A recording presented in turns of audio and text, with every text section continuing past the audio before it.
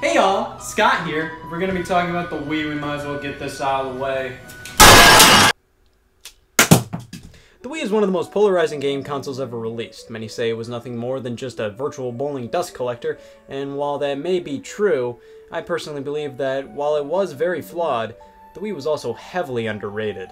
Ah, the Nintendo Wii, everybody's least favorite console. I say that because while everybody likes a hearty dose of piss on this console at all times, let's be honest, everybody's had a superb experience one time or another on this thing. People like to dog on this poor guy for a multitude of reasons, many being totally warranted. The Wii was completely underpowered compared to its competition, the PS3 and Xbox 360. It was basically just another GameCube. The Wii was home to 90% shovelware, just games that were hot trash that stained clearance bins for ages. The Wii's Online blew. The Wii's motion controls were Gimmick Fest 2006. I mean, these are all definite problems, but I really like the Wii. It isn't my favorite Nintendo console, but it did a lot right. The design of this bad boy is stellar. The Wii is one of the nicest looking game consoles out there. It's incredibly small, compact, and it was so solid they had to include a stand with every purchase just to give the thing that much more class. The disc slot would illuminate a blue light whenever an update for the system was available, which was tart and annoying, but it's totally forgiven for a little thing around the block known as GameCube backwards compatibility.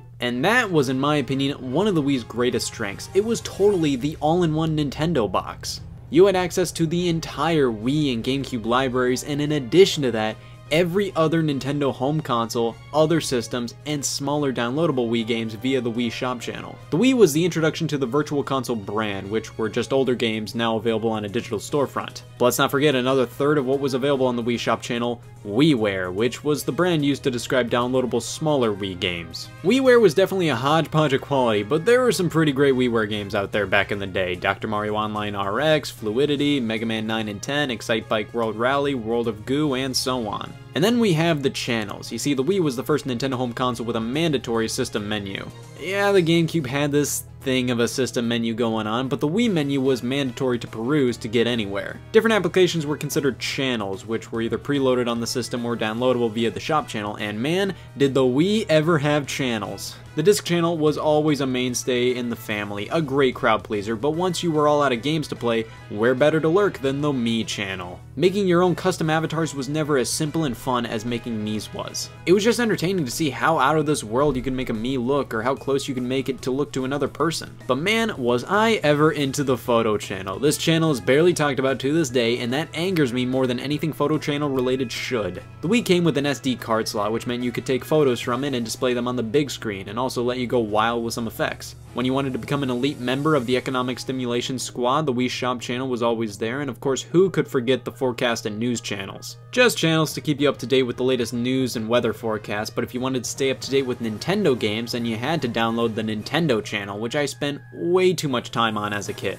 Video-wise, it had nothing but trailers for Wii and DS games, other than a weekly show entitled Nintendo Week. But it also included downloadable demos for Nintendo DS games you could play by wirelessly connecting your DS to the Wii. The Internet channel was the way to watch YouTube channels on your TV back in 2008, and I would talk about the Everybody Votes channel, but I don't want to get into politics. The Check Me Out channel allowed you to upload your craziest Mii creations and compete in Mii-related character creation contests. Most of these channels have been discontinued by Nintendo. The only ones really usable these days are the Disc Me, Photo, and Wii Shop channel, and even the Wii Shop channel will be discontinued in early 2019. I liked dabbling in the Wii message board, which allowed you to send messages to friends, which I never used because the Wii's online infrastructure was gross. I mainly used it to track my playtime of games. I know more consoles do this. I love knowing how fucking useless I was being some days by seeing just how much Mario Galaxy I was playing. Speaking of the Wii's online, obviously one of the console's biggest turnoffs. It just seemed like for everything the Xbox 360 and PlayStation 3 did right with online multiplayer and gaming, the Wii was just vomiting profusely at the thought of the internet. Some games worked really well, like Mario Kart Wii and GoldenEye 007.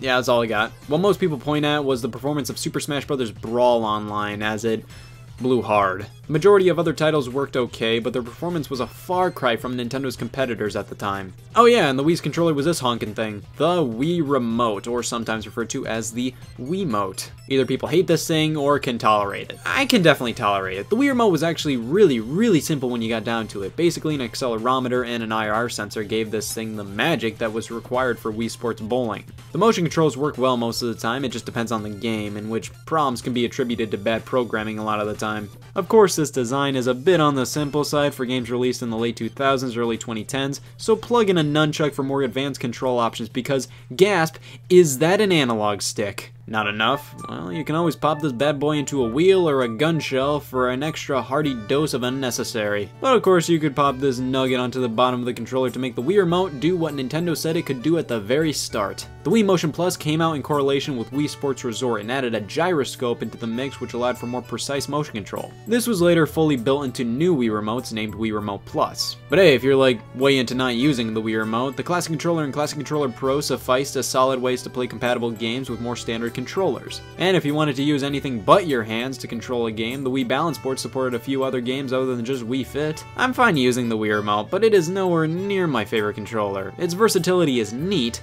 how they designed so many ways to play games with it, but overall, there are definitely other controllers I'd rather play games with. Speaking of which, on to the games, which is what I think makes the Wii so underrated. There were so many great first-party Nintendo games released on this thing, it was nuts. And it had a good amount of solid third-party games, plus some hidden gems. It definitely wasn't up to snuff with the GameCube's library in my opinion, but comparing it to say the Wii U or Nintendo 64, the Wii definitely brought the goods in the form of quality Nintendo exclusives. The launch of the system on November 19th, 2006 brought us Wii Sports, The Legend of Zelda Twilight Princess, and Excite Truck. Wii Sports, I gotta say, is one of the most important games of all time. You can scoff as much as you want, but you gotta stop at some point and admit, Wii Sports was a really fun game, and it brought so many people together. As a pack-in, there was a lot of replayability here, and while the motion controls were definitely still a bit primitive and in their early stages, they worked well enough that it made it consistently a hoot to play. But of course, if you weren't into that, you got Twilight Princess at launch, one of the most hyped up Zelda games of all time. Regardless of your opinion on Twilight Princess,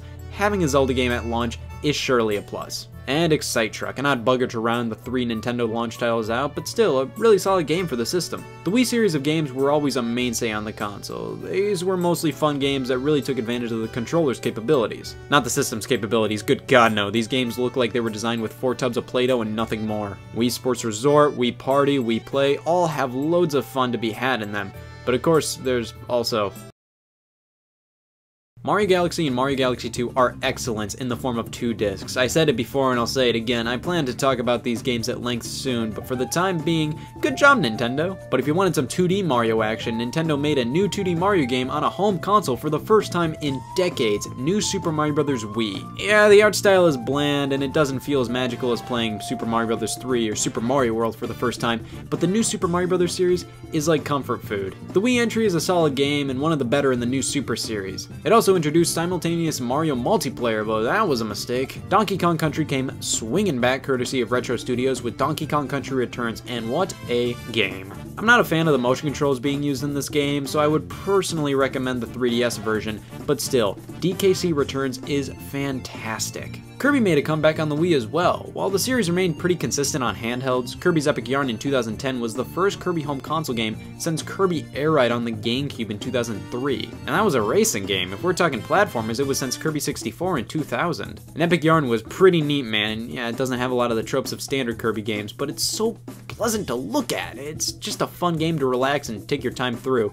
Kinda like most Kirby games. If you wanted some standard Kirby action just a year later in 2011, Return to Dreamland pummeled onto shelves and hey, it's a standard Kirby game. A bit too generic Kirby for me personally, but I still enjoyed the game. And a year after that, Nintendo's final release on the Wii, Kirby's Dream Collection, commemorating the 20th anniversary of the franchise. A really great compilation, featuring for the most part the first half of Kirby's platformer history. What wasn't a really great compilation was Nintendo's offering during the 25th anniversary of Super Mario Bros. Nintendo re-released Super Mario All-Stars on the Super Nintendo on a Wii disc for $30, and included some extras like a history booklet and soundtrack CD. The game is just a ROM dump of the SNES original, a compilation remake of Mario 1, 2, 3, and the Lost Levels. Not one of Nintendo's greatest efforts, definitely. And speaking of Nintendo being lazy as piss, new Play Control! This was a series of games re-released that were simply GameCube games, now with motion controls in them, maybe with a few extra additions here and there. Some games like Pikmin 1 and 2 are blissful with motion and pointer controls, while Mario Power Tennis just feels tacked on. I don't know, sometimes I really like what new Play Control brought to the table, but other times it's like, I can already play GameCube games on the Wii. Re-releasing these things don't really do too much in terms of the concept of making sense. 2 Zelda games and 2 Metroid games. What a world we lived in. With Twilight Princess coming at launch and also being available on the GameCube, Wii owners would have to wait 5 years for a Zelda game made from scratch for the Wii, and Skyward Sword ahoy! Definitely not one of the most beloved Zelda games at the moment due to its over-reliance on linearity, motion controls, and hand-holding, but watch in 5 years, people will consider it the best Zelda game. Metroid got a fair amount of love on the Wii, with Metroid Prime 3 Corruption coming in 2007, the Metroid Prime trilogy containing the first 3 Prime games with Wii remote controls, and... Other M is considered one of the worst Metroid games, but I haven't played it, so let's just avoid this conversation entirely. Smash Bros. And Mario Kart, the 2 heaviest hitters of a Nintendo console these days. Mario Kart Wii was never one of my favorites, but hey, it's still a really solid Mario Kart. And Smash Bros. Brawl, my god, I will defend this game till the cows come home. Is it a great competitive game?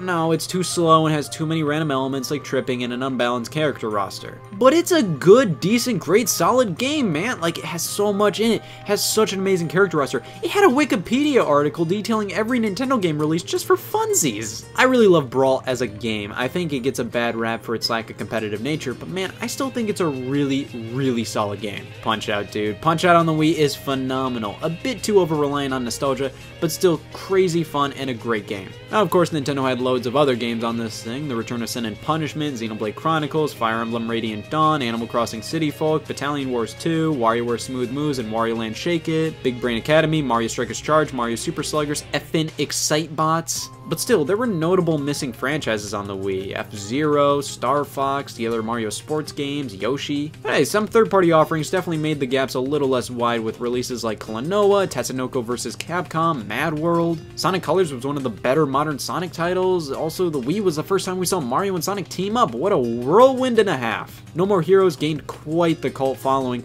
Light Gun Games finally had a system to call their own. GoldenEye 007 is a crazy fun first-person shooter. Third parties didn't sleep on the Wii.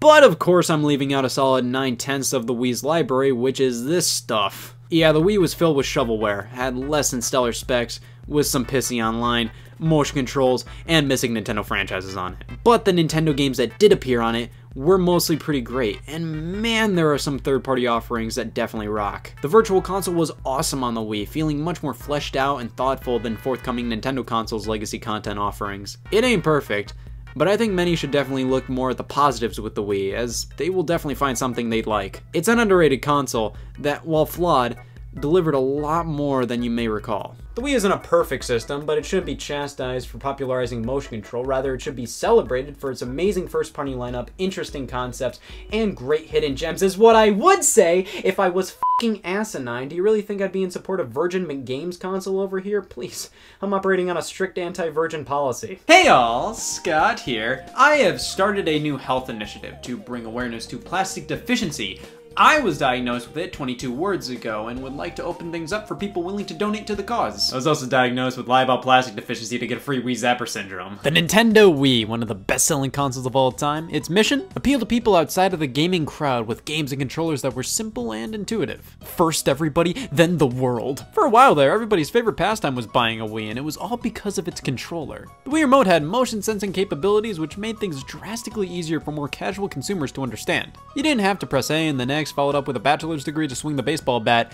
You just swung the baseball bat. The Wii was a success due to how simple it was. So why was there so much shit you could buy for it? Oh my god, it's a Wii owner, sir! Would you buy any of this? Oh, I'll buy fucking anything. Releasing in 2006, the Wii was a tremendous hit, specifically with the outsiders. Yeah, those people who didn't normally play video games. They had a lot of fun with games like Wii Sports and Wii Play. They were simple to control and easy to understand, primarily because the controls for the games were incredibly intuitive due to them mimicking real-life motions. It felt like you were actually golfing or swinging a tennis racket or killing a duck. But we can't just stop at the liability wand. We can make this so much more realistic. We can put it in a wheel, put it in a gun, put it in a kid. The Wii Remote was pretty much a blank slate. You can do anything with it. How do you make things more immersive? By doing this. Accessories for video game platforms are an inevitability. Extra doodads to make your experience that much better with a question mark. Some are completely optional, some may be required for certain games, and all are too damn much. I would argue the Wii was the system with the most accessories ever. Just the fact you could swivel the controller and it was a simple rectangle meant you could pop this brick in anything for maximum unnecessary. Whether accessories were made by Nintendo themselves, licensed by Nintendo to carry the Wii branding, or were fucking garbage, any way you slice it, there were a ton of accessories for the Wii. It would be nearly impossible to compile them all together, but that's exactly what Noah said. I did my best, and here we have the world of... So the Wii was a 2006 party platter. In the box, you got a stand for the stand, AV cables, power adapter, sensor bar, Wii remote with a jacket, nunchuck, and a copy of Wii Sports.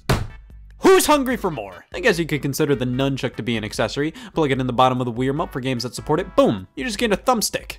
That's all it takes. We have 2 more buttons and another excuse for motion controls. The nunchuck is a necessary evil with life. You need it for a good chunk of the Wii library, but I don't know many strictly nunchuck fans. It has absolutely zero weight to it. Its motion controls are 100% not as good or responsive as the Wii remote itself, and while I didn't have much of an issue with the cord, many did and felt it would get in the way of what once was a truly wireless experience. I'm surprised not that many Wii games supported using dual Wii remotes as an option. You'd have to plug the nunchuck into this here port, which offered endless opportunities. So many other Wii controllers use this. There's never been this many possibilities with just one hole. The Wii Classic controllers were used by those too stubborn to convert. Some games offered support for them. You'd plug them into the bottom of the Wii remote and you'd just use them like any other controller. They were primarily created to control classic games you'd download from the Wii Shop channel, hence why the first model looked so similar to a Super Nintendo controller. In fact, only available in Japan through the Club Nintendo service was a legitimate Super Famicom controller for the Wii. It works just like a classic controller, but it doesn't have the sticks and tic-tac growths. They later released an update, the Classic Controller Pro, firmly drawing a line between people who used the Classic Controller and people who cared. I love when the word pro is used for products like this. I can't use this, I'm a professional. A tweaked Classic Controller with some button placement adjustments, and of course something to keep your palms busy. These were nice little extra purchases back then.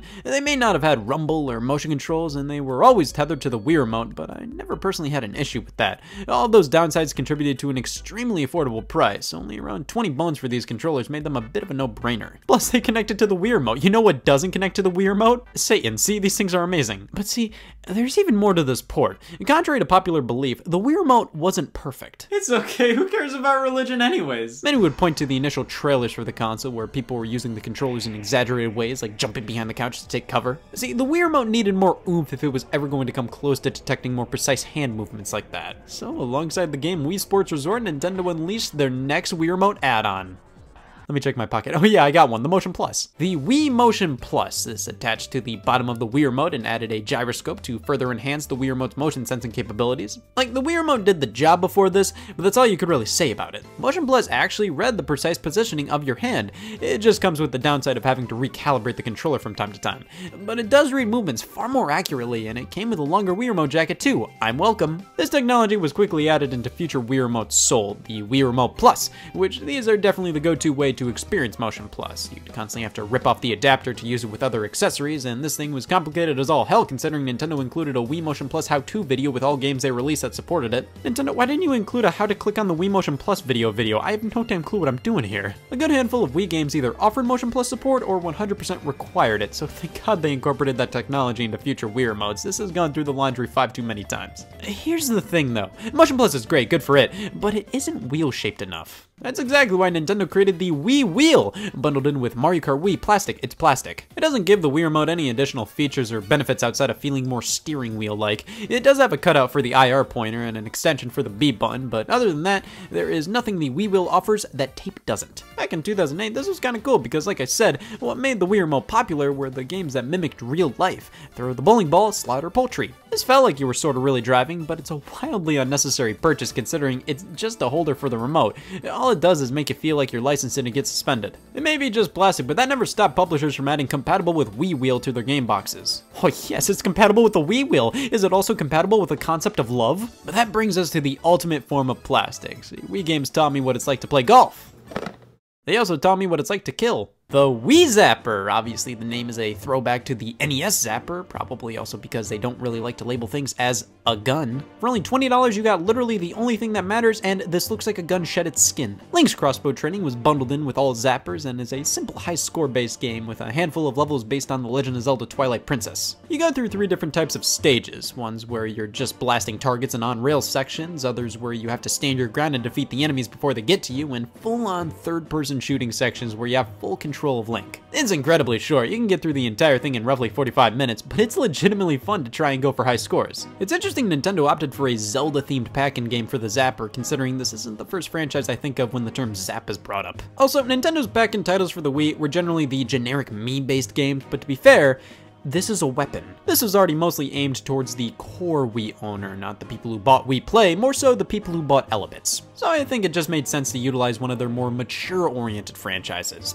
which just makes me wonder why they didn't do a Metroid Prime Shooting Range pack-in instead. That would have made slightly more sense. But that's just the game. What about the Zapper? I hate it. I never liked this thing. If we look at the Wii wheel, that's as simple as Wii accessories get. Boom, just wasted 20 bucks. The Wii Zapper isn't as complicated as a science project, but comparative to other Wii accessories, it is. Put the Wii Remote here and then the nunchuck here, open up this flap, close it shut, take off the back cover, wrap the cord around, have it extend out here, put the cover back on, plug into Wii Remote. Why did I do this? By the time I finish setting this up, it fully sets in that no game needs the Wii Zapper. It's just a shell for the Wii Remote and nunchuck, and to me, it makes things slightly more awkward when I play first-person shooters with it. Instead of being able to hold the nunchuck independently and move the Wii Remote by itself, these two things are now conjoined. You have to move everything to aim and shoot. Sure, it feels a bit more gun-like, but not enough to be a huge boost to immersion. Like the Wii wheel looks and feels like a wheel, the Wii Zapper is as gun-like as a water gun. This has way too much work required for what ends up being just an okay experience at best. I would always prefer to just use the vanilla Wii Remote and nunchuck setup. It's more comfortable this way and doesn't require any preparation. Which that was the mentality behind Wii Speak, Nintendo's solution to voice chat online.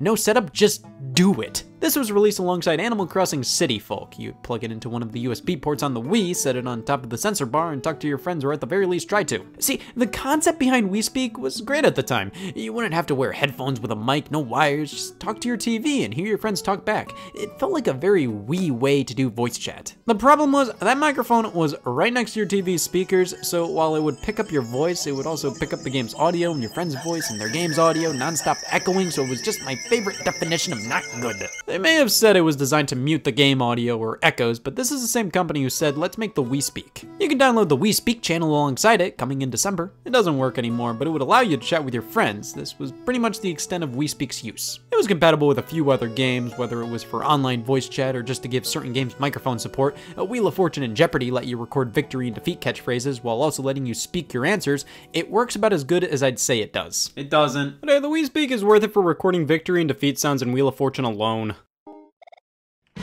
Got it.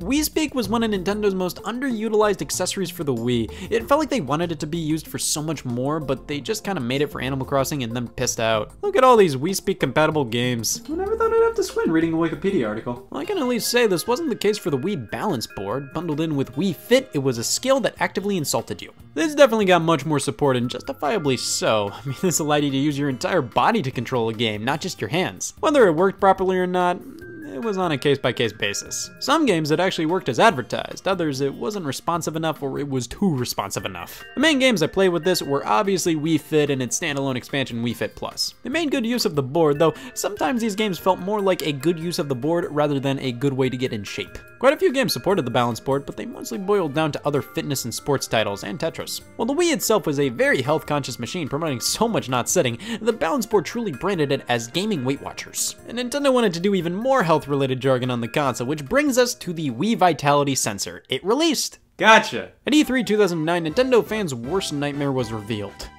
Much like the nunchuck or Wii Classic controllers, this would plug into the bottom of the Wii remote. You'd then stick a finger into it and it would read your heartbeat. People lost their shit. This was announced at a time many hardcore fans were getting tired of Nintendo's greater focus on casual and health-based initiatives, and when they revealed something you'd find in hospice, well, that's kinda hard to get excited over. Nintendo stated that in 2010, they would showcase games that utilized the accessory. Instead, they went for a different tactic and canceled it 4 years later. No games, no pricing, no release window. The reveal at E3 2009 was pretty much all we saw of the Vitality Sensor. It was said to focus on getting users to relax by reading their heartbeat. The only true experience I thought of that would have benefited from this thing was a horror game. The idea of a horror game that knows when you're scared has so much potential. I like to think the Wii Vitality Sensor was going to be sort of cool. I did find the concept behind it to be intriguing. The problem was, during product testing, while Nintendo got it to work with 90% of their focus group, they wanted it to be at 100%. And that is pretty much all of the official Nintendo-made accessories for the Wii. Of course, we couldn't forget about the Nintendo LAN adapter or the Nintendo Wi-Fi USB connector for playing online.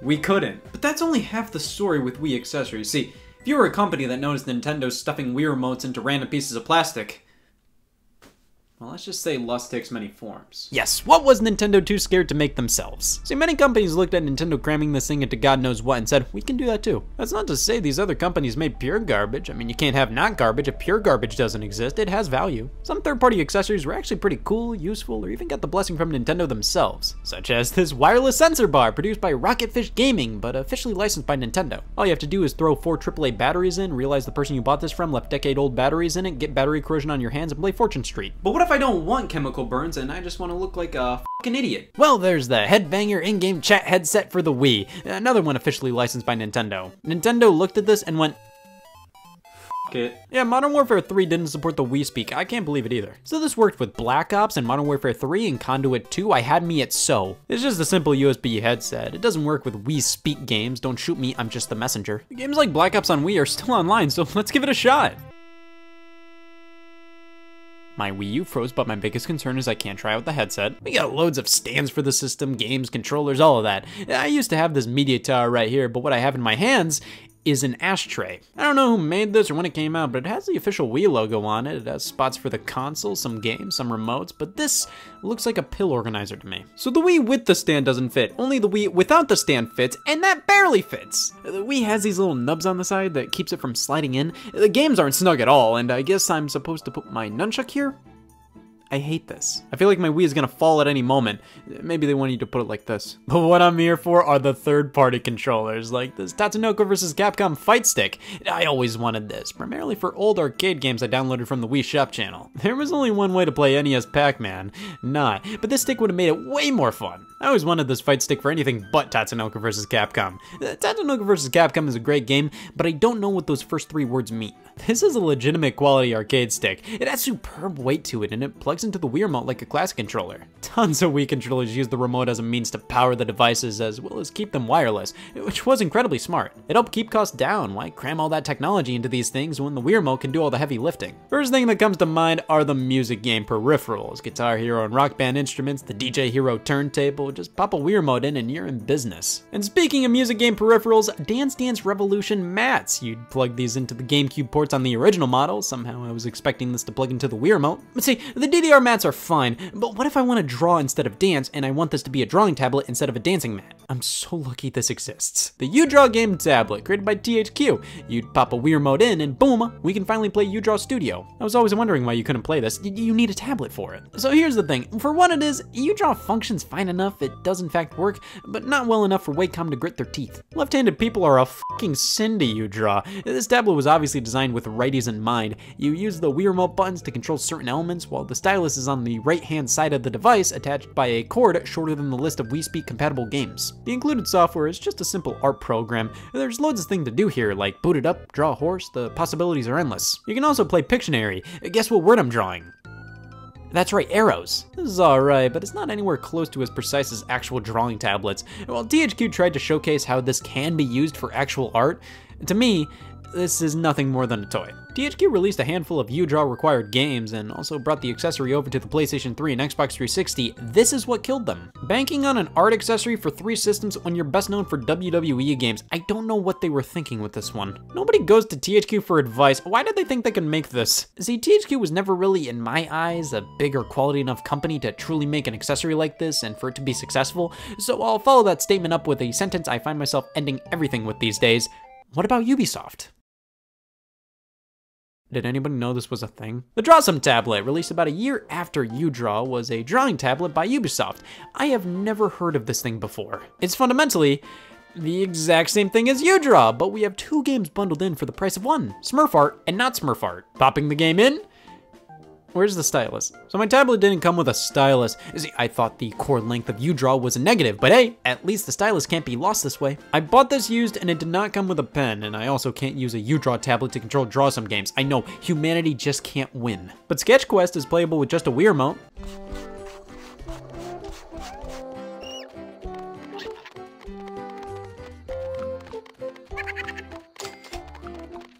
This is a good time to move on to guns. So the Wii Zapper always looked more like a cousin of a gun rather than an actual gun, so if you wanted a more realistic take, I wouldn't blame you. The Nyko Perfect Shot feels fairly solid. You have a port for the nunchuck at the bottom. Yep, I feel like shooting. But if you need a Wii gun, this is one of your best bets. Because other than the Perfect Shot, we have this. 2 blasters plus game. Nintendo gave their blessing to these. This was an interesting proposition. You'd get 2 Wii Remote guns and a free downloadable WiiWare game. Big Town Shootout, so we have to go to PDP's website to get a download code for it.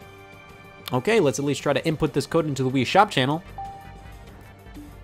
Alright, let's open up a WiiWare game I have that involves killing. These are very bizarre. We take the battery cover off the Wii Remote, the gun inserts on the back instead, and it took me a while to realize they then want you to put the battery cover on the side of the gun. For the longest time, I just assumed this was how it looked. I mean, sure, this way, it's pretty well attached, but I didn't really think that was a problem with any other Wii guns I've used. Like the Nerf gun, bundled in with the Nerf N-Strike games. It's fine. You can also use it as an actual Nerf gun if you're just dying to prove to everybody you bought Nerf N-Strike. But here we have the big boy, the Cabela's Big Game Hunter accessory. This is about as complicated as a Wii Zapper, but this feels much more like an actual gun. There's even a crosshair that you can sync up with the game so you can use it to aim down sights. Alright, it's time to shoot whatever comes up. And I have the exact same problem with this as I did with the Wii Zapper. I just don't like moving this entire thing around compared to being able to freely move the Wii Remote and nunchuck separately. Out of all these guns, I probably just prefer playing with the controllers by themselves, but if I had to choose one, the blasters felt the best. What the f am I saying? Well, like most aspiring parents, the only reasonable thing to do after critiquing a gun is raise a child. Babysitting Mama, a spin-off of Cooking Mama. This one's all about not shaking the baby. We have this plush doll we slide our Wii Remote in and then we plug a nunchuck into the baby's back. Fundamentally, we hold the child in one hand and then control various things with the nunchuck. It's all just a handful of minigames revolving around babysitting, rocking the baby to sleep, feeding it, all that. It is very pushy about not shaking the baby. That's a worthy cause, but it also actively encourages Wii Remote implants. But is this really what you think of when Wii accessories are brought up? Of course not. Bring in the landfill. Many companies looked at the Wii Wheel and said, people will buy anything. Various accessories were put out that really add to the realism of Wii Sports, like how this turns your Wii Remote into a 2-inch tall baseball bat and you and your friend can play baseball using 2 baseball bats. It just works. I have yet to find a plastic add-on for the Wii Remote like this that actually adds to the game. These are all completely worthless. All these do is allow you to say, look ma, I'm stupid. A skateboard add-on for the Wii balance board? Hell yeah. If people ever ask me if I skate, now I have to pause a bit before I answer. Boxing gloves. These are basically just gloves that have cutouts for the Wii Remote and nunchuck. Yeah, if you ever get into a fight, hide a Wii Remote in your glove. An airplane controller. I have no game that would work with this in the sense that you use both the Wii Remote and nunchuck, so this is just a very static way to play Wii Sports boxing. The bowling ball. You pop a Wii Remote in here and play bowling. Dear God, don't let go of it. What's the point then? Does this really feel more like bowling than just using a Wii Remote by itself? What the f is the point of a golf club add-on if it's just a stubby ass top to your Wii Remote? This doesn't feel more like a golf club, it just feels like I'm living a lie. What's the point of having these add-ons? They don't matter. The wheel I get because it makes the Wii Remote feel more like a wheel, but the ping pong paddle during gameplay, I don't feel the core part that makes this feel like a ping pong paddle. What's the point? I'm not a fan, but we do have various other accessories to go over, like the Cyber Bike. It was an exercise bike that would plug into the GameCube ports, and it only worked with one game and is pretty rare. I don't have the bike, but I do have the game, and I thought that would make me happy. Maracas, darts, dumbbells, pretty much every form of concrete matter in existence has been transformed into a Wii Remote at some point. Clearly, I can't include every single thing made for the platform. Maybe someday we can pick this subject back up, but for now, I think I've covered a good chunk of all major accessories. Once I mentioned the car adapter. Oh, of course, we can't forget about the Wii Remote charging stands. I personally never owned one because I love to support and collect for Duracell batteries. I still have my first Duracells from when I was a kid, and in addition to that, my skin cannot get enough of battery corrosion. Hey y'all, Scott here. You know what I love about video games? Connecting a controller, parental controls, airplane mode, screen burn-in reduction, auto sleep. And that's it. It's a brand new console. Wanna play a game? No! You ever just turn on a game console, stare at the menu screen, and not know what to do? Playing a game takes a lot of work. I just turned on my Xbox to give my thumb something to do for 5 minutes, keep them stimulated. It's like, I get the feeling that I'm bored, but I'm too bored to have a preference of what to do with that boredom, and I have too many choices of what game to play, so I just end up not playing anything. But see, some game consoles have you covered. If you need to wean your thumbs, why not nurse them on system settings? Hopefully there's nobody living inside this thing. Pre-installed software. It's like an activity book for elderly children. See, originally if you turn on your game system without a game in it, you'd get... I thought I was gonna see a clock. But now you get a fancy-ass menu. Sure, it now takes longer to enter a game. What used to take a flick of a switch takes a few more button presses and far more self-doubt. But having a menu system actually allows us to have far more options than ever before. Internet connections, setting up calendars, holy f***. But of course, these are mainly just options. What about applications included just for fun? Yeah, opening up the Nintendo DS and seeing a little option called PictoChat, you could draw whatever you want in crotches. And the Nintendo 3DS upped the ante quite a bit, featuring full-on minigames to play that were just automatically included on the system. You didn't have to download or install anything. You could play Face Raiders, AR games, Street Pass, and on top of that, you had other features like a camera, an audio recorder, or even this little thing where you could write your own notes. It was nuts. However, the system with a menu setup and pre-installed software I remember the most fondly will always be the Nintendo Switch. Yeah! The Nintendo Wii is a close second. This thing had such a fun menu to explore back in the day, mostly due to the Wii channels it housed. Calling them channels was definitely to make them feel more like TV stations and to give us a false sense of security, but these were applications for the Wii, and this was one of the first game consoles to have a cavalcade of pre-installed goodies to sniff, which made productivity a bitch. I got places to be, but that damn forecast channel's calling my name! Oh. So when we turn the Wii on, we're greeted to... I never read this. Warning, health and safety. Before playing, read your operations manual for important information about your health and safety. Wow, I never would have known! Is this really necessary every time you boot up the console? I mean, yes, it's I don't want to get sued necessary if somebody decided I didn't see a warning screen, I'm gonna eat my fucking Wii. But actually reading this text, it says nothing. Hey, here's a warning about your health and safety. Read about your health and safety. And thus, it's time to hit the A button to proceed. I'm home. This is the Wii menu. It's got the rounded rectangles and the static, the music that's not really music, the button orbs. Oh, it's got one of those. The Wii menu is an excellent user interface. Just by looking at it, you know exactly what it's thinking. Many game consoles at the time had UIs that were, I don't know, honestly, a bit confusing. I mean, once you start fiddling around with them, you get it, but the Wii was instantly understandable while maintaining some depth. But you know what I never liked?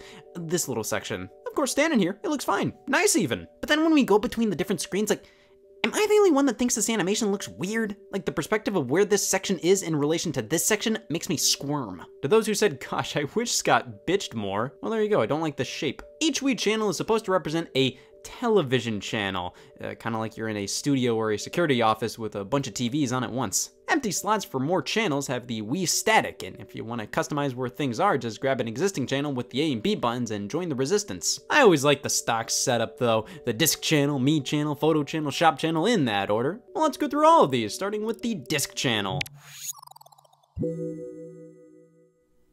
No. Discs? Who would have thought? And they're mobile! This is what we select to play whatever game's in the Wii.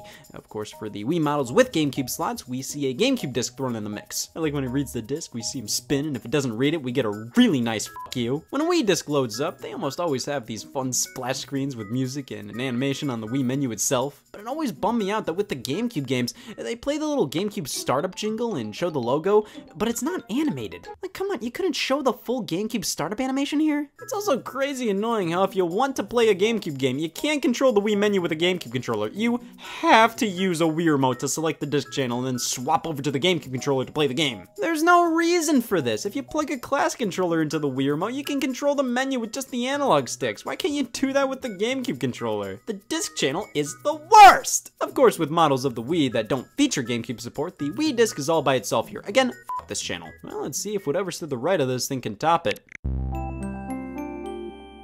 Is this a revolt? The Me channel, easily one of the biggest wastes of time to ever indulge in. And I mean that in the nicest way possible. So first up, the Me name is brilliant, flipping over a portion of the Wii name to make something completely different. Now, you could flip the other half, but I don't know what a screaming W is gonna do for you. A Me is a virtual representation of a U. With the Me channel, we have limitless possibilities to make our Me look like our Me. As long as the mount doesn't go bigger than this. The Me channel was a game in itself. Sure, it really was nothing more than a simple character creator, but with how social and accessible the Wii system is, it's just plain fun to sit down with friends and whip up some quick Me's. You can start with a look-alike face. I don't know anybody who did this. Yeah, you can put together the face of your dreams. You can make real life people, real life fake people, or none of the above. One of the most fun things to do is to pick a word and make a me out of it. I really take me making seriously. One of the best compliments somebody could give you is, "Damn, your me's pretty hot." And when we save the little thing, we can name them, give them a birthday, favorite color, turn on sharing, or mingling as it's called. I never did this either, but if I really cared about the me I made, yes, of course I'm open to polyamory. You can label it as a favorite of yours, which boils down to the color of their pants. Yeah, Dad, you're going in the rest of the pile. Now, Tan Dad, that's going in my favorites. All right, final question. Oh, do we want this me to mingle? I swear to God, if I can crossbreed my me's. Now, actually, to mingle means you'll let this me go to your friends' me channels and appear in the me parade. What's the me parade? That. So when you save your me, they're plastered in the me plaza, purgatory if you will. You can organize them, grab them by the head, mutilate, or just kill them. And it covers all bases. So yeah, we can arrange them alphabetically by favorites, color, gender. We can only have 100 me's, which is pretty bogus, but we can store a me in our Wii remote. That's barbaric. I've never done this. It's definitely so then you can bring your me's over to your friend's Wii by connecting your Wii remote. But making me's is so quick and easy, I just don't see the point. We could send me's to friends, exactly what I want to receive in the mail, a fucking person. As previously stated, here's the me parade, which is supposed to be this giant conglomerate of me's you sent to the me parade and me's your friends sent over, and all they do is walk, and you can speed them up and also give up. Let's not forget you can connect to the Nintendo DS. Now, why would we do that? To use me's in the 4 Nintendo DS games that used me's, of course. To be fair, this feature is far more useful with the Nintendo 3DS. This is how you transfer me's to that system, where it used me's far more. And after the Wii, most Nintendo systems utilized the little avatars and had their own meme makers. And while they all had more features and were more robust creation tools than the original Wii application, the meme maker peaked on Wii. On the 3DS, that's a handheld. You're in the corner playing that system by yourself. That's no fun to create characters on. The Wii U, not bad, but they separate so much of the creation experience between the TV screen and the gamepad screen. It's not nearly as communal as using the pointer on the Wii. It feels much more like a singular experience. I'm depressed when I make me's on this system. And then on the Nintendo Switch, so fun. The Wii's Me channel has a lot of features that went barely utilized and has quite a few limitations, but it is still, by far, the most fun character creator out there. It has so much personality with the music and the Me Plaza, and the Wii Remote's pointer makes it so intuitive and such a blast to create me's with people in the same room. Well, it's gonna take a lot to follow that up.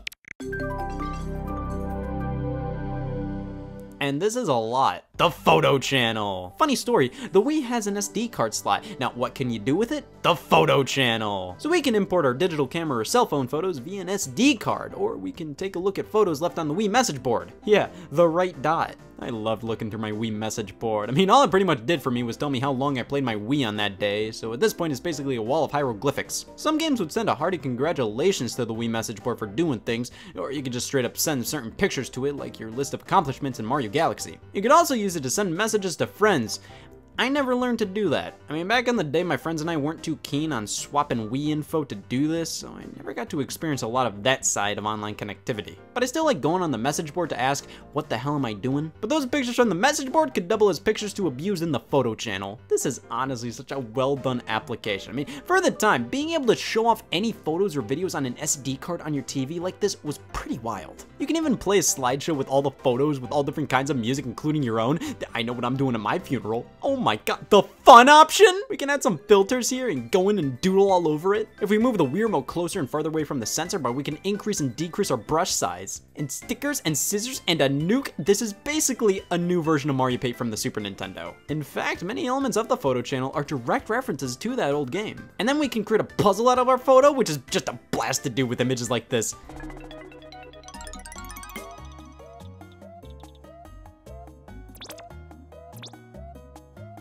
Give me a second on this one. I love the photo channel. It was such a fun way to experience your photos. You know what wasn't a fun way to experience your photos? The Wii Shop channel. The worst photo experience on Wii. What's better than the photo channel? Nothing, but on the Wii Shop channel, we can download even more Wii channels.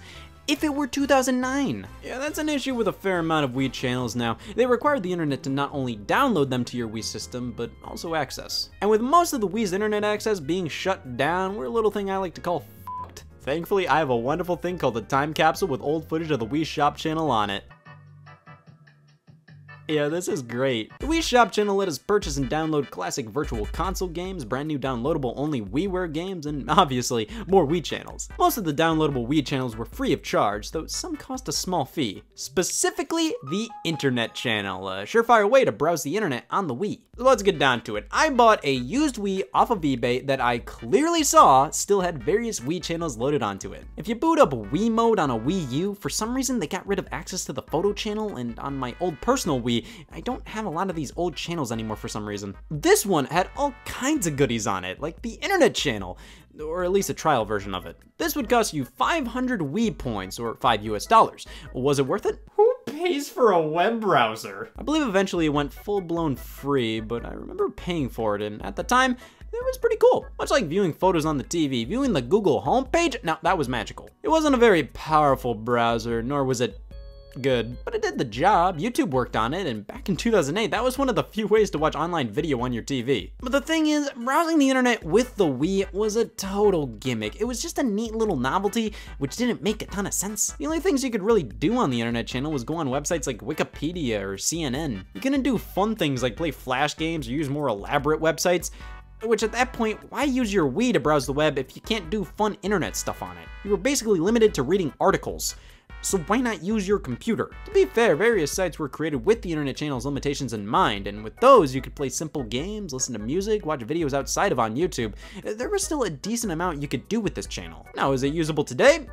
No, and surprisingly yes. The internet's aged a lot in the past 10 years, and most web pages are too much for the internet channel to handle. I mean, even back then they were too much for the internet channel to handle. I can't tell you how many times I got this out of memory error, not only now, but back in the day. You just have to keep reloading and hope for the best. However, it still does technically work if you throw it a softball. I was able to go on Google. And next up, we have channels that need no introduction. The Forecast channel, the News channel. Okay, news and forecasts are no more. No wonder nothing's happened the past few years. These two channels were preloaded on my original Wii when I first got it, and they what? They what? Gave news and weather forecasts.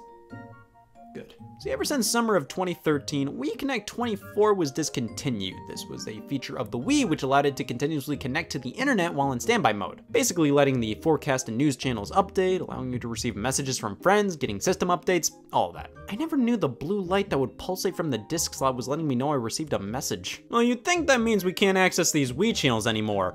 Wrong! We can access them with a hacked Wii. So we can't access them. Yes, you were looking at the one-time champion of too fucking stupid to use a hacked Wii. Listen, I wanted to play Wii Dare, it was a European game, so I hacked my Wii, tried to load it through that, it would get past the Ubisoft logo, freeze, I ended up just buying a European Wii U. If I can't do something as simple as play a European game, how do you expect me to play something that doesn't technically exist anymore? Well, I can sure as hell try. There's a fan continuation of Wii Connect 24 called Reconnect 24. Let me see if I can handle this. I can just look at old footage. The Forecast channel gave you the weather, you could check out this globe, and the overall user experience was quite detailed for a simple weather forecast. These Wii channels are almost like precursors to smartphone apps, but in many ways, they're just as feature-rich, if not more so. I mean, look at the news channel. Yep, that's the news. Similarly to the Forecast channel, it uses the same globe you can spin around to find what's happening around the world and even put together a slideshow of the biggest articles. These two channels aren't nearly as fun as the others, but serve their purpose, and if Nintendo really wanted to hit home that these applications were channels for whatever reason, it just made sense to have news and weather incorporated. But what about the election? The Everybody Votes channel was a channel all about polls, and it still works! I mean, it would be updated with new polls to participate in all the time, but now all it can do is read back data from polls you previously took part in. Like I said, this was a used Wii I bought, so I can use this to get some insight into the past owners. Like, find out how long they think they can hold their breath. I won't look, I'll respect their privacy. Well, if the Everybody Votes channel is usable, what about the Check Me Out channel? It's not even downloaded. Why did these people download Everybody Votes but refuse to download Check Me Out? This channel really took the idea of people making really elaborate Miis and ran with it, letting people upload their Miis for others across the world to download to their own console and also participate in Mii contests. I downloaded a couple from back in the day. These two channels were neat little distractions, but I only used them a couple of times. There's only so many hundred ways a Mii can wow me, and after voting on a few polls, I kinda just stopped caring. But then there was the Nintendo channel, a channel dedicated to showing off trailers for Wii and Nintendo DS DS games, and even offered demos for Nintendo DS games you could beam to the handheld, which was crazy. I played the demo for Personal Trainer Cooking that way. Because I just didn't know if it was for me. Plus, Nintendo hosted their own show on the service called Nintendo Week. I mean, again, for the time, having all these videos available via your Wii console was really cool. But how do you do it? Well, Nintendo preloaded the Wii Plus Internet channel on some Wiis, showing the benefits of connecting it online. I never had this channel on my Wii, but it just so happened to only be a 4-minute long video where you'd entered it, and that exact video is available on this promotional DVD I have. Thank God, I was gonna fucking blow it. Did you know you can connect your Wii console to the internet? Yep! It's just a simple infomercial on pretty much everything we just talked about. Is it worth getting pissed about if it was never preloaded on your Wii? Yeah, but at least owning it on DVD, I can play with it. So that's pretty much all of the Wii channels that were available.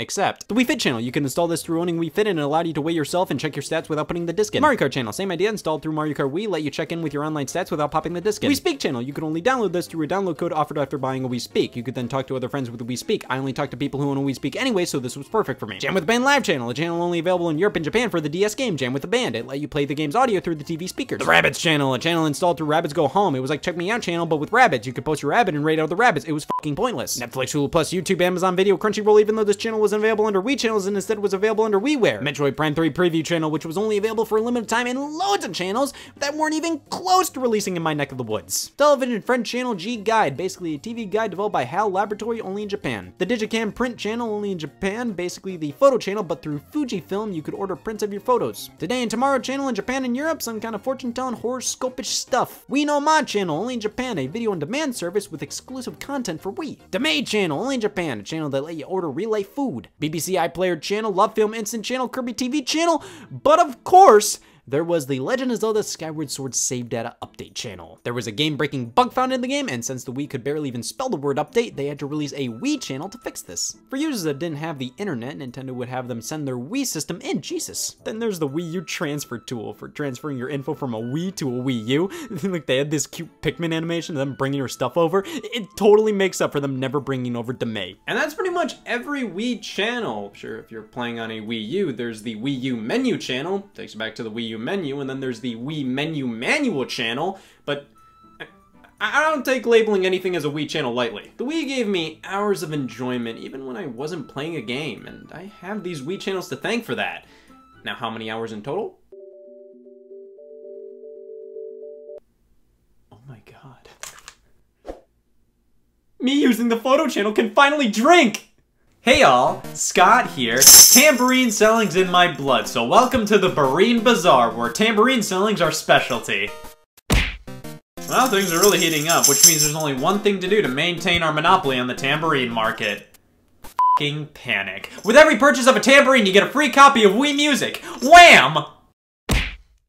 Damn! The Wii was home to many Wii games and Wii games. Yes, what better title to give your game than the name of the console followed by word? I have a soft spot for the Wii series of games. They always used the console's unique controllers and capabilities in ways that turned many heads. Wii Sports, Wii Fit, Wii Party, even Wii Play all lit up sales charts and thus received follow-ups. Sure, they aren't the deepest games out there, but if you see a game that begins with the word Wii, chances are it'll deliver a fun night in with the family. Now replace the word night with eternity and family with the devil, and you have a confusing sentence that can only mean one thing. You're playing Wii Music! The only Wii series title to not get a sequel other than Wii Chess, which apparently us Americans hate this stuff, we never got it over here. Wii Music always had it a bit rough. From its initial unveil to now, it's generally always been seen as a joke, even by Nintendo fans. Concepts for the game could be seen as early as 2005 in the initial Wii Remote unveil trailer, back when the system still went by the codename Nintendo Revolution.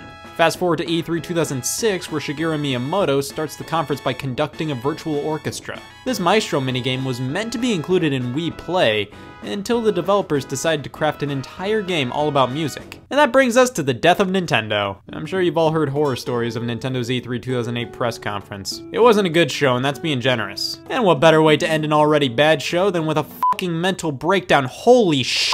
it! Reggie was all like, we have one last thing. The lights dim, fog envelops the stage, and then this happens. Miyamoto comes out on stage and starts playing music with a Wii remote poorly. He then describes how Wii music is supposed to be a way for everybody to enjoy the world of music, regardless of musical experience, age, or gender. Following that up by playing some F-Zero music, that makes up for everything! Finally, Nintendo ends the conference by screaming to everybody, we're a company, guys, we swear. Yeah, Nintendo's E3 2008 showing was already pretty brutal, but just the fact they ended the show proudly demonstrating a sloppy rendition of the Super Mario Bros. Theme in Wii music just sealed the deal right there. Zane doesn't look like a man, he looks like 6 Me's playing music in a field. So people weren't too jazzed about Wii music from the get-go, it just looked like a way to make songs play by swinging your arms around. That's not to say it didn't have a right to exist. 2008 was the height of the rhythm game craze, with Guitar Hero and Rock Band. So it really did make sense for Nintendo to try their hand at the genre. It was also Nintendo composer Kazumi Totaka's first and only full-on directorial role on a game. This is a guy behind a ton of the music in Animal Crossing, Yoshi games, Luigi's Mansion, and he's also the creator of the Totaka's song Easter Egg, a little tune he throws into most of the games he's made.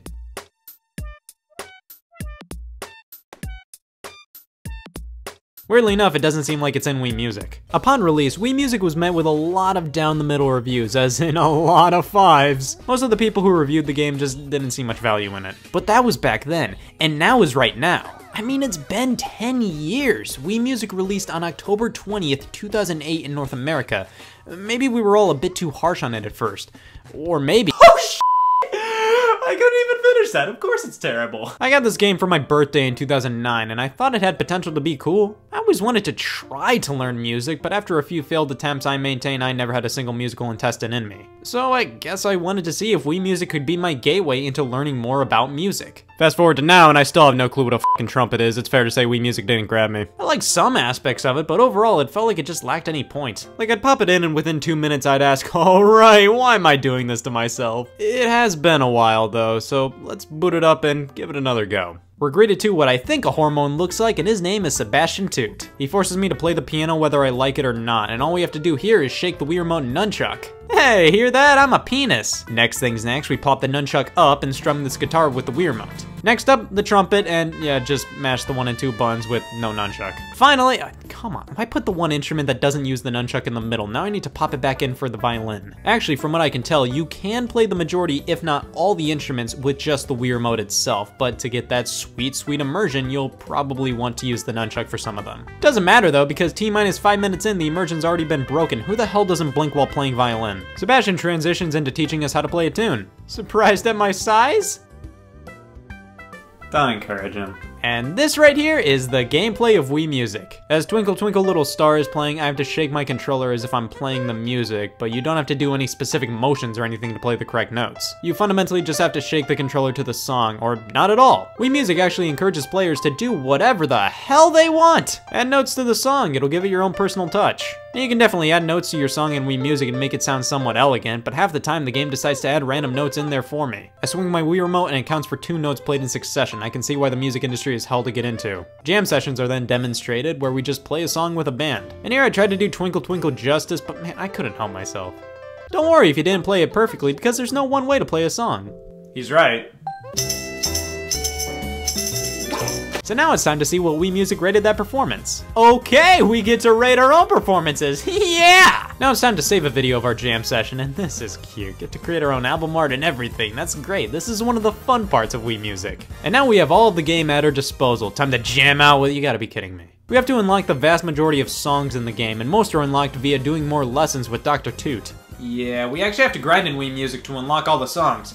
The main problem is, once we actually unlock some songs,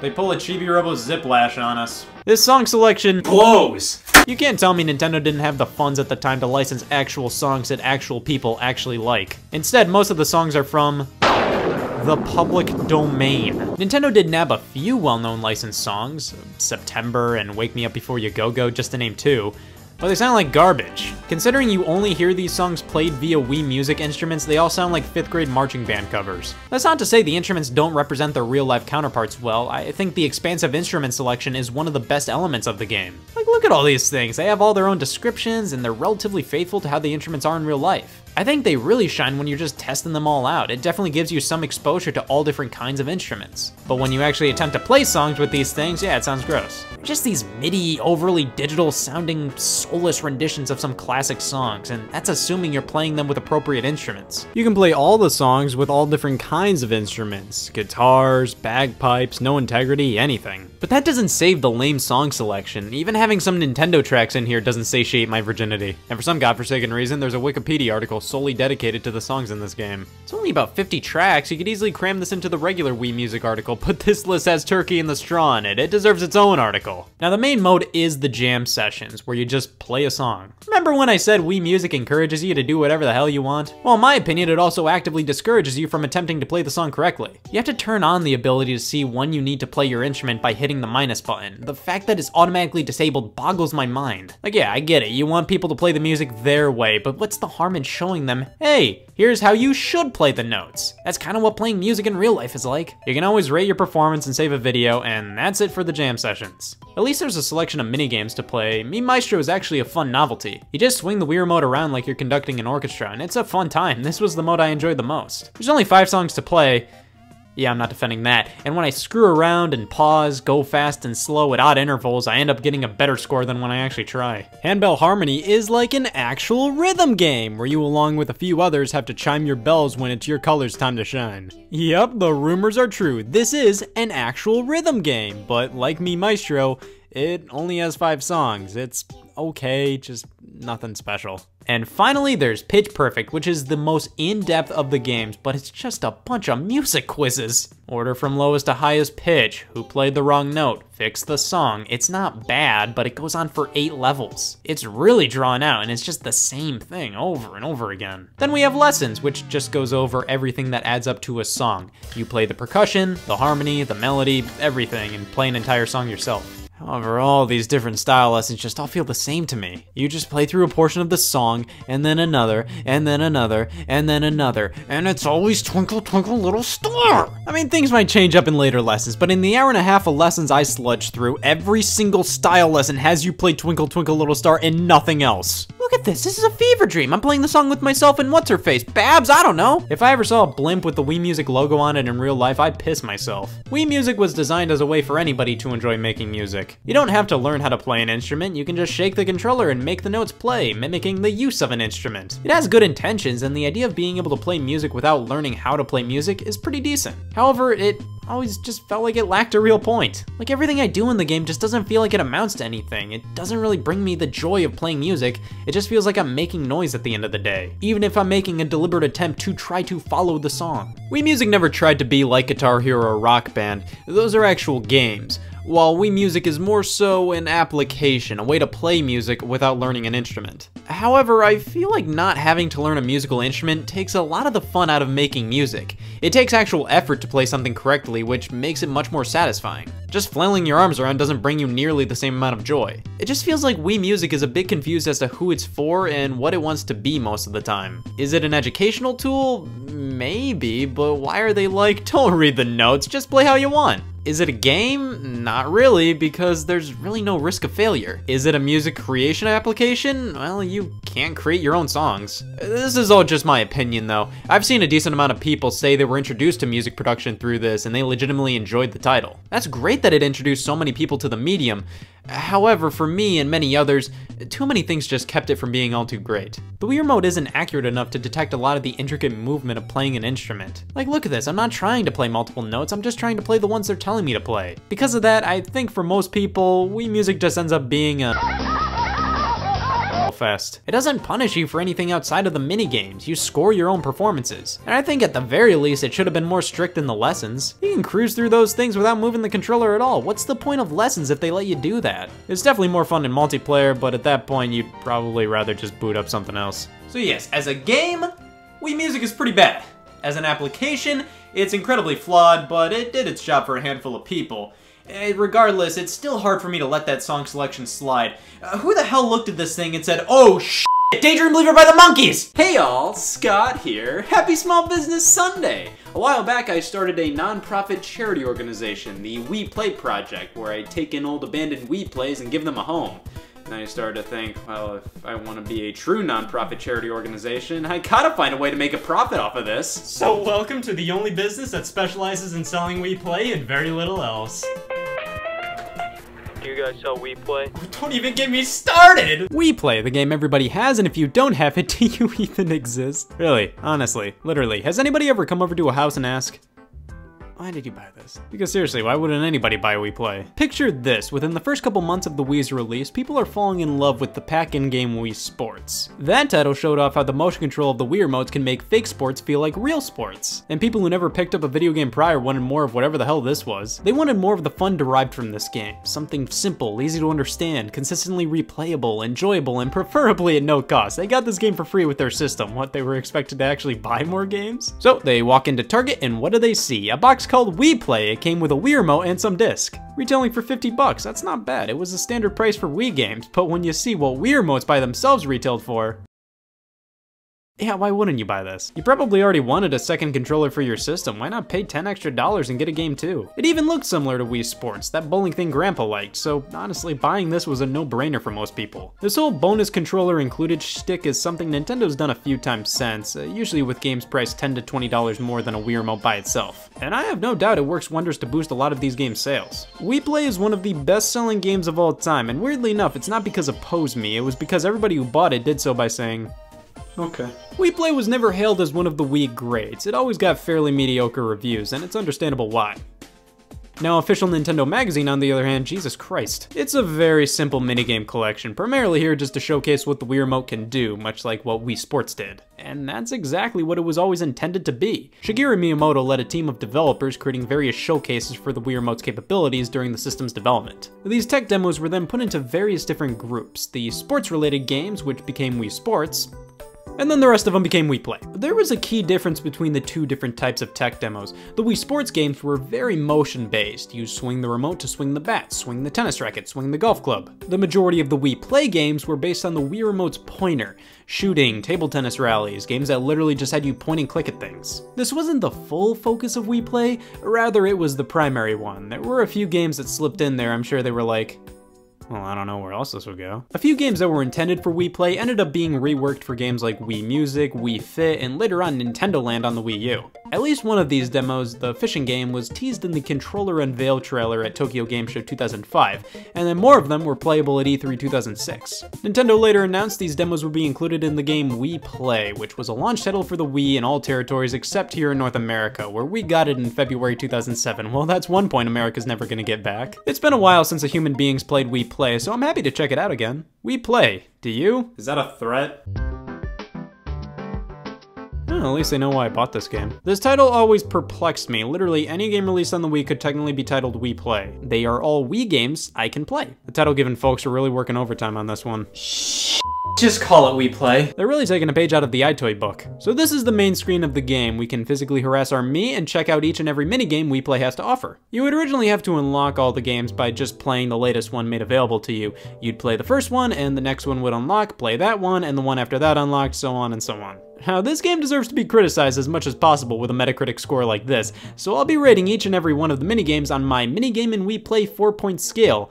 Every other game I've scored with this thing has failed, so hopefully these minigames come out strong. Shooting Range was everybody's first Wii Play experience, and it's a spiritual successor to Duck Hunt on the NES. But don't get too excited, duck murder fans. You can murder ducks, but they just sporadically appear each round. And there is a clay pigeon section, but that's as Duck Hunt as the new Duck Hunt gets. Shooting Range just goes through 5 phases with different targets to shoot at: balloons, actual targets, clay pigeons, cans, and UFOs. The entire thing lasts about 3 minutes, so it's all about just getting a high score. These ducks are some serious points, but I will always love the can section. I always wondered what Wii tastes like. This is a short but sweet one. Shooting is fun, but they could have put in more levels. Find Me.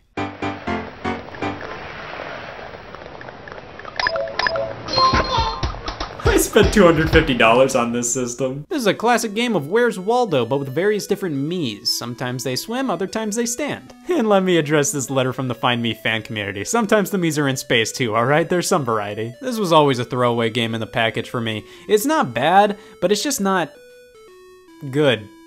Table tennis. Oh man, it's gonna be just like Wii Sports Tennis, but ping pong. No, it's not. You don't swing the remote. You don't do anything except move the paddle left and right to keep a rally going. What's the deal with the computer moving all around the place trying to mess up our rally? We're trying to keep a rally going. We have the same priorities. It gains nothing from that. Well, this is a super bare bones game. It is somewhat addicting to try and nab a high score similar to Shooting Range, even though this, alongside Find Me, are probably some of the least impressive things Nintendo's ever developed.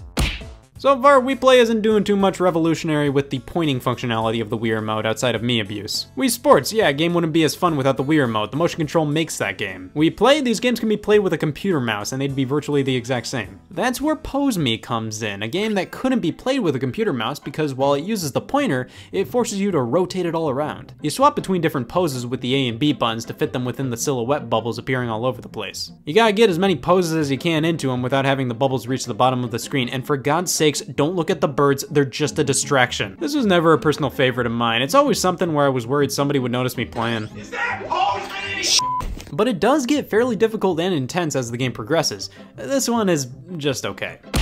We play Vous? Este una menace? Laser hockey is what people in 1972 thought Pong would look like in 2007. Oh, hey. It's easy to compare this to Pong, but it's basically just air hockey gone bad. I don't like this one. I think I would have preferred controls like table tennis where you only move in two directions, up and down. Yeah, that would have turned this big rip-off of Pong into a big fat one, but it would have been better. You can move all over the place on your side of the screen, and I don't know, it just doesn't feel impactful to hit this puck at all. Like, I rev back and smack it and I feel nothing. With all this freedom of movement, I kind of expect the puck to react more dramatically. Everything just feels finicky and off about how this game controls. Limiting the movement or something might have made this one more playable, but as it stands, this was always the most frustrating one for me to play. I wouldn't say this is my least favorite of the package, though. Just like anything the human race has done, it has more value than Find Me. And the concept is simple, yet rock solid. It's definitely not great, though. Now, billiards is probably where a lot of people got their money's worth out of this one. It's a classic game of pool. You aim, pull back, shoot, look at them go. I've always had a bit of trouble with the game reading me pulling the remote back and pushing forward to strike the ball, but other than that, it's billiards. It's basically the Wii Sports Golf of this collection, a nice and relaxing game you can play at your own pace. Fishing is another relaxing game. I have a soft spot for this one. You lower a rod into a pond full of paper fish and they totally want to eat a raw hook. These things always reminded me of the book The Rainbow Fish, and that's basically the main thing I will always remember about this game. It's just a simple go for the high score based thing. Certain fish are labeled as bonuses for a brief period of time, and if you grab those you get more points. Chibi Robo Ziplash, Mario Tennis Ultra Smash, and catching a small fry in Wii Play Fishing are the biggest f*** yous Nintendo's ever given me. But this is what the fishing game in the Nintendo Labo Variety Kit should have been. It's not crazy, but it's a decent enough little minigame. Charge, the first game with an exclamation point. Nintendo, slow down. This is by far the most out-of-place game in the collection. You know, billiards, shooting range, ping pong, riding a knitted cow down a path and running into scarecrows. This isn't controlled with the pointer, no. This is controlled with the Wii Remote on its side. You tilt it forward and backward if you want to speed up or slow down and jerk it up to jump. I feel like I'm truly riding a knitted cow. I liked this one back in the Wii Play days of my youth, but now this is easily the one I care the least about. I don't know, this one just doesn't fall in line with the simple fun of the other games. It's just so out of place here. It's not terrible or anything, it's fine, it's just not that fun for me to replay now, and it doesn't fit in with all of this. Which is shocking considering it's in a game so plainly titled Wii Play. I'd feel like anything would fit in this game, but no. If they made a minigame compilation called Wii Knitted Cow Rider and include this one, come back to me and maybe my opinion will change. Tanks! Jeez, they really went above and beyond with the exclamation points near the end here. This is what Wii Play was all about. Tanks is the most fleshed out and gamey game of the whole collection. You just have to traverse this map and destroy all the enemy tanks. It's a full-blown copy of Combat on the Atari 2600. But who cares, it's fun. You can use the Wii Remote alone instead of the Wii Remote and Nunchuck, but I don't associate with those people. This game I always play with the Nunchuck. You move with the stick, aim with the pointer, it's perfect. You can even drop mines, you can't do that in Find Me, easily the best game in the collection. We play Itu. Es eso una amenaza? We can play each game in multiplayer, which, hey, with all games requiring only one Wii Remote per player, this is one of those multiplayer games you can gracefully play all by yourself. You can also try to nab a high enough score to obtain a medal, and that's Wii Play. For a game consistently blasted back in the day and almost never talked about now, I still think it's decently fun. It does its job. It was made to show what you can do with the Wii pointer, and they made one of the best decisions ever bundling it in with a Wii remote, because who would buy this by itself? None of the games included truly captured the same magic of Wii Sports. A lot of them can be seen as too simple or just plain boring, but I will always defend this game. I think it's a fun arcadey collection of simple pick up and play games. The fact that it came with a Wii remote and was really only $10 should always be considered when talking about this game. It's not good enough to stand on its own, but as a bonus game you got with a controller, hell yeah, it's worth it. Tanks and billiards alone made it worthwhile, and with games like Shooting Range, Pose Me, Fishing, even Charge, there's some fun to be had. Now the sequel, Wii Play Motion, yeah, that's another story for another day. But the fact that Wii Play is decently fun to play means my Wii Play reselling business will never die out. Not to be sold separately. Shit, the jig is up.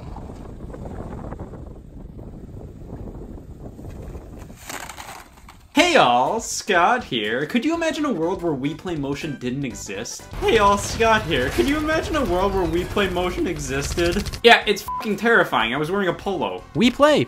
It happened. The 28 million platinum seller for the Wii exceeded any and all expectations, I think. And I don't think Nintendo was projecting to sell over 40 million of them. A world where Wii Play is deemed a failure is a world not worth living in. Wii Play was a simple collection of minigames, mainly focused on utilizing the Wii Remote's pointer. There wasn't much to it all, but it sold insanely well because it was bundled with an extra Wii Remote for only $10 more than the controller by itself. Everybody who needed an extra controller collectively went, yeah, I'd be stupid not to buy that.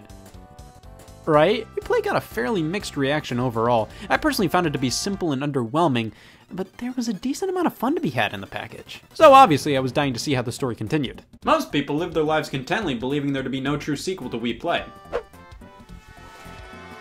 You hear that? It's anarchy. Wii Play Motion is the fairly unknown sequel to Wii Play. Let me tell you, everybody remembers this, but not nearly as many remember this. Why is that? I mean, Wii Play was one of the best-selling games of all time. Well, consider this. Wii Play Motion was announced via press release in April of 2011. It released 2 months later, the week after E3 2011, where the Wii U was announced. And the Wii U announcement is simultaneously the moment interest in all things Wii fucking evaporated. Wii Play Motion came at a weird time. Similarly to the original Wii Play, this game was built to show the power of the Wii Remote, but this time, after everybody's already seen the power of the Wii Remote. It's like everybody already knew what this thing could do at this point. What was the point of a new minigame collection? Couple that with the slowly dwindling interest in the Wii, and yes, we have ourselves an unsuccessful sequel to one of the most successful games of all time. Just like Wii Play Motion included something. Nintendo went for the gold, jumped around any and all ways of making a profit on this. This is what we like to call a big Wii Play moment. One Wii Remote included alongside the game for $50 in total. Stop me if you've heard that one before. But Wii Play Motion is a bit different. Instead of your everyman's Wii Remote, we get a Wii Remote Plus. I know, I asked the same thing. There's something more advanced than a Wii Remote? So the Wii Motion Plus accessory. This was introduced back in 2009 alongside Wii Sports Resort. It was the most advanced growth out there. It gave the Wii Remote far more accurate and precise motion detection, adding a gyroscope to the remote's capabilities. It was primarily utilized in Wii Sports Resort and was bundled in with that game, which sold like crazy, so by 2011, this thing was sort of old news. However, with the Motion Plus accessory attached, you couldn't fit the Wii Remote in a bun. So in 2010, Nintendo introduced the Wii Remote Plus. It was a Wii Remote with Wii Motion Plus built in, and thus is the exact same size as a standard Wii Remote. Now, how do you get more people to own a Wii Remote Plus? You bundle it in with Fling Smash, of course. You bundle it in with Wii Play Motion, of course. So, yeah, Wii Play Motion was designed to take advantage of Wii Motion Plus / the Wii Remote Plus, which I find bizarre. Wii Sports Resort already did that. The entire point of that game was to do that. People weren't necessarily begging for another minigame collection showcasing the power of this thing. But maybe they did something different and new enough with the technology to warrant this game's existence, right? Take a guess. That's right, Wii Play's back! I don't need other games! So Wii Play Motion is a bit different compared to Wii Play, just due to the fact that this was a collaborative effort. Nintendo looked at the development plan for Wii Play Motion and said, "F***, we can't do this alone." So they got different developers to make different mini-games, and these developers include Good Feel. They've done such games as Wario Land Shake It, Kirby's Epic Yarn, Yoshi's Woolly World. They are sublime. If there's any developer I trust with a Wii Play minigame, it's them. Skip, developers of a ton of Nintendo's quirkier titles, most notably Chibi Robo, but also Japan-exclusive games like Gift Pia and Captain Rainbow. Prope, Yuji Naka's studio, known for Rodea the Sky Soldier. Arzest, known for Yoshi's New Island. Vanpool made Chibi Robo Ziplash. This developer list kinda blows. We have some good studios and some studios, so let's go through each and every minigame and see where they rank on my patented minigame and Wii Play 4-point scale. Cone Zone by Arzest. This is all about stacking a frozen dairy treat as high as you can. You gotta shift the Wii remote back and forth to balance it all. Now, before you go, This isn't Wii Play, this is a bunch of bullshit! you can choose between scoop and swirl mode. Swirl mode replaces this frozen junk with soft serve. Instead of rocking back and forth, now you kinda have to twirl the Wii remote to match the swirl. This is a very simple high score based game. Nothing special, but nothing overtly offensive. It's alright, but nothing I'm thumping to play when I pop the game back in. Veggie Garden by Goodfeel. This is whack-a-mole plain and simple. Gophers come up, assault before they steal the vegetables. Whack-a-mole on the Wii was always a bit iffy before Wii Motion Plus. Most of the time, if there was a whack-a-mole game, they'd ask you to select the hole with the nunchuck stick and then whack with the Wii remote. But here, you just shift from side to side and whack when necessary. It works fairly well. But of course, there are some tricks they pull. For God's sakes, don't hit the meat. Sure, they're pretty much begging for it if they want to crawl through a mole's den during open season, but they supply the food. And as the game progresses, we get more powerful gophers. Oh, we're fucked. There's also this Simon Says type mode where you gotta traumatize these guys in the correct order. Overall, pretty solid time. Skip Skimmer, also by Goodfeel. This is fundamentally the Wii Sports bowling of the package. Replace the lanes with water and the ball with rocks, you can see what I mean. Just fling the stone and try to have them skip for as long as possible. You have a random assortment of different stones you can choose from, with some really killing the realism of Wii Play Motion. But come on, you can't tell me not to use the frog rock. I personally couldn't get the hang of this one back in the day, but now I've come around. This is an easy recommendation in the package, a pretty solid time overall. You can also unlock the score-based mode where you try to have your stone hit certain targets and go past certain rings. I wish this meant stone skipping had competitions like this in real life, and I mean they kinda do, but I was hoping to see some jerseys like you wear in the game. Either way, Skip Skimmer is easily one of the standout games in the package. Pose Me Plus by Skip, yes. This got a sequel. Weird thing is, it's pretty different. You know those game shows where there's this specific shape in the wall coming towards you and you have to fit through it in time? That, but with Mii's. There's not much to Pose Me Plus. I didn't think I'd say that today. But it's an alright little distraction. I do like my Mii laying here in purgatory, and compared to Pose Me Classic, you have full 3D control of your Mii, which makes it more fun and hectic to try and figure out what angle you have to be at to fit through the hole. The original Pose Me, yeah, you just had to twist a little bit. There's not a ton to say about this one other than what it's worth, which is Trigger Twist by Prope. So this is a new version of Shooting Range from the original Wii Play, except now you're aware of your surroundings. Shooting Range was one screen and had the same 5 levels play each and every time. Trigger Twist, you can move the Wii remote off the screen and it'll still follow your movements. It's weird. This just never felt right to me. Instead of using the pointer, this uses the general motion controls of the Wii remote to tell where your pointer should be, and because of that, it's not as precise and just feels off. There's a slight delay with everything, and because of having to look all around here, I always feel like there's something I'm missing off screen somewhere. But at the end of the day, Trigger Twist is a much beefier entity than Shooting Range. You have multiple stages to go through, and each one is way lengthier than the entirety of Shooting Range. Plus, the final level is an on-rails shooter. There's definitely more value here. However, I still probably prefer Shooting Range because of its simpler and more precise gameplay. It was more fun to pick up and play and try for high scores. Basically, I can't handle Wii Play Motion. Jump Park, another game by Arzest. You are the Wii remote. Great. You control the position of your character as you bounce around this entire level made of some kind of toxin. Just try to nab as many gems as you can and make it to the exit. That was pointless. This wasn't bad, but it was such massive filler. Like, this was a big case of, we need another minigame. Boom, Jump Park. Sure, I know the Motion Plus is being utilized in this game, but I can very easily see this being more than doable with a standard Wii remote. It's just Teeter Targets, the only game made by Nintendo. Could you imagine Arzest asking Nintendo to develop Teeter Targets? What the f? No! Of course this is a game only Nintendo could make. It's not really that good. You control a teeter-totter and have to smack a ball at the right angle to destroy targets. It's so basic and not all too enthralling. Listen, a simple puzzle game like this is my kind of game. I love garbage like this, but the beginning stages are so easy that I just ask myself, what's the point? I clear these things immediately. I mean, they probably get harder. I've seen the Teeter Target all platinum runs online, but playing this myself, my god, I just don't care. Spooky Search, another Arzest production, and by god, they did it. This is amazing. So you have to capture multiple ghosts hidden throughout the room. Your room. You literally have to move the Wii remote all around you until it starts beeping off the charts. Grab the ghost and move it onto the TV where it gets captured. This is such an incredible use of the Wii remote plus. I love this. It was always the coolest thing ever and will always be the coolest thing ever. Problem is, the novelty does wear off a bit over time. It's not necessarily something I always want to play, but it is something I have a lot of respect for. The gameplay isn't all too special, but the concept and execution are so cool. It's easily one of my favorites in the package. Windrunner by Vanpool. Wii games that did the best were games that were relatable to things you do in real life. Sports, pool, drive, vacation, roller skating with an umbrella, collecting gems. This one's just kind of there. Like, it's It's fine, but like, I gotta be honest, I just don't give a shit. You control your umbrella, and as the wind pounds down on it, you move it around to control where you go. Collect gems and flick the remote up to jump, which is awkward. Not the best, not the worst. Treasure Twirl by Mitchell Corporation. So this one, we have to twirl the Wii Remote as we go down the depths of the ocean with our umbilical cord. Wikipedia said so. Just gotta steer clear of the hazards. Bam, finished in 20 seconds. 2 out of 4. Flutterfly, another one by Skip. This one, we have to flap these balloons through the rings with a leaf. Yeah, it's lame. But Scott, you say? There's no way a game where you flap a balloon with a leaf named Flutterfly in a game called Wii Play Motion can be lame. I thought the same thing. But here we are. It's really awkward for me to figure out what position to hold the remote at while also constantly flapping. Yeah, I'm gonna say it. I don't care who hears me because I'm standing up for what I believe in. Flutterfly is bullshit.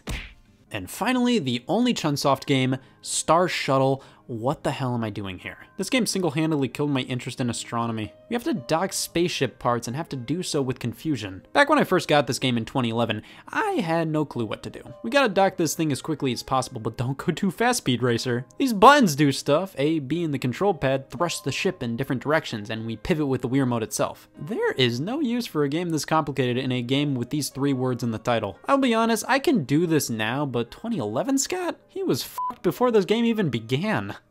So that was Wii Play Motion. Honestly, not that bad. However, I am a Wii Play purist, and I kind of prefer the first game. Is Wii Play Motion better than Wii Play? Yes, of course. But I think I do prefer the simple pick up and play high score fun the original had a bit more. There were just more games in the original Wii Play I remember fondly and liked coming back to time and time again compared to Motion. Wii Play Motion is far more high quality and has more content to it all. And most games have multiple extra modes and have more to them than Wii Knit a Cow Rider.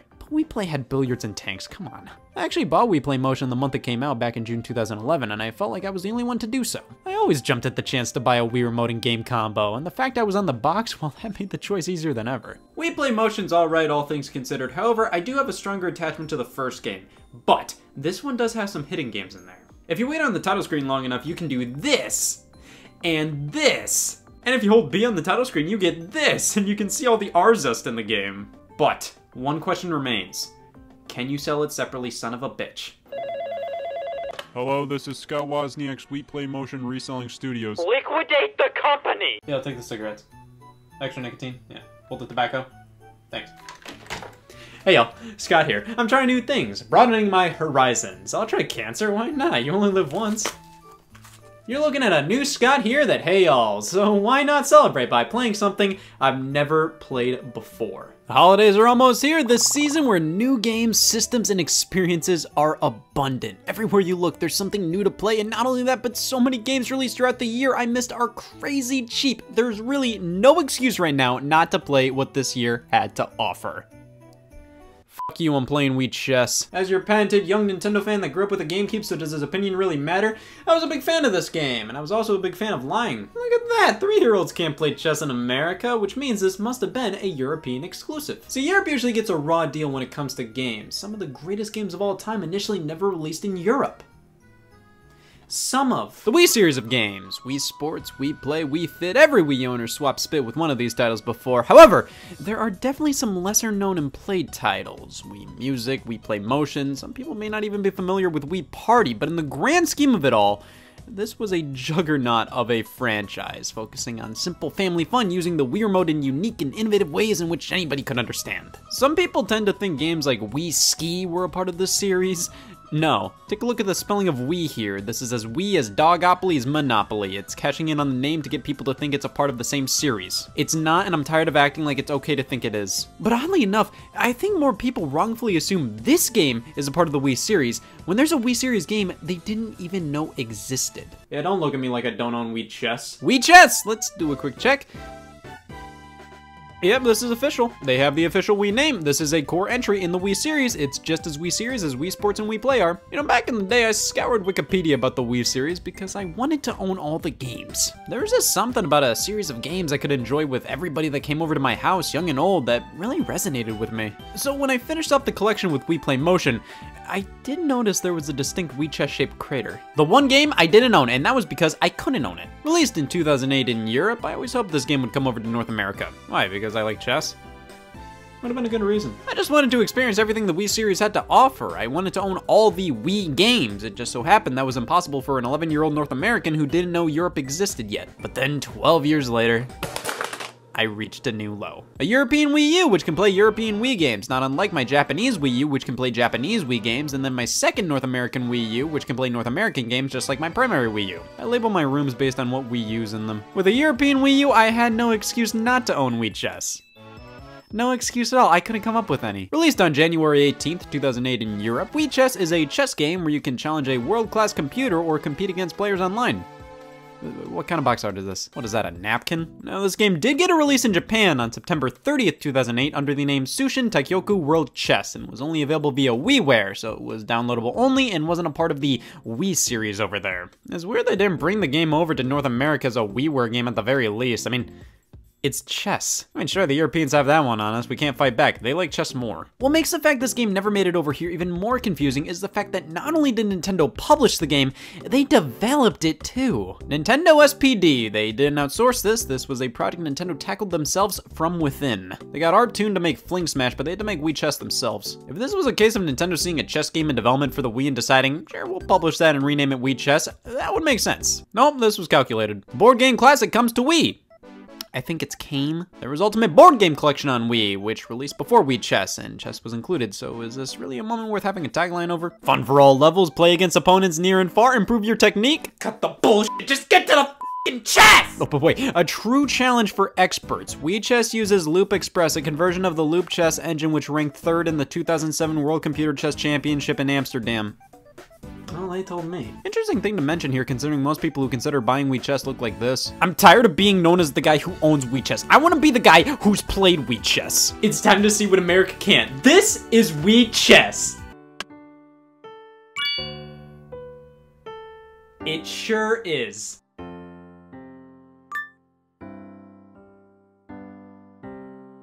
Jesus Christ. So this is a game of chess. How am I disappointed? Well, first up, I mean, would it have killed them to put checkers in here as a side mode? You have the board already there. Don't tell me it would have been too much to design checker pieces. Chess is a game everybody knows about, yet few actually know how to effectively play. I think the idea of making a Wii series game about it with pointer and motion controls with Mii's to help more people understand how to play and enjoy chess is a great idea. It's a game that stood the test of time that could have benefited from a Wii-era Nintendo makeover. Guess what Wii Chess is? What is this? What's that? What do they have against capitalization? Where are the Mii's? Is there a tutorial mode? Are there any modes? 1 player, 2 player, online play. There's more bullet points on the back of the box than things to do. Why are the credits called chess staff? 3 directors? I thought Wii Music was the most worthless Wii game. Doesn't mean I don't anymore, but still, what's this game's deal? At first, I'm like, yeah, the concept kind of makes sense, but the more you dive into it, the less it makes sense. It's like a cult. Wii Chess is the freak of Nintendo-published Wii games, especially considering it's a part of the Wii series. I feel like you can't just make anything a Wii series game. It has to have certain elements. Wii Music and Wii Fit Plus are completely different games, but they feel like they're cut from the same cloth. Wii Chess defies that all. It does whatever it wants. It's Wii Chess, bitch. Everything in this game is 2D, from the menu interface to the chess pieces and boards themselves. There are Nintendo DS games with more 3D elements than this. No Mii's are used, which is even more shocking. Like, why do I set up my save file by typing in my name when you could have just had me select a Mii to represent my save file like pretty much any other Wii game? And here we are at the main menu. Of course, they didn't capitalize menu. They were too busy not capitalizing data. No, players here isn't capitalized, but buttons and game settings are. All right, well, let's play versus CPU. I think there needs to be a period after versus since it's an abbreviation. And they're just forcing me to peer review, aren't they? We get to pick our level. Remember the box? Fun for all levels? Sure, that'll make anybody run to the register, but it also holds truth. There are multiple difficulty levels here. You can trust Wii Chess. I mean, how many chess games have lied to you? Only like 4. It was the headlighting feature. I'm glad they kept their word. Get to choose the color of my pieces. Oh man, they don't have green. And we're off! As somebody who doesn't know how to play chess, I know exactly what my first move in Wii Chess is gonna be.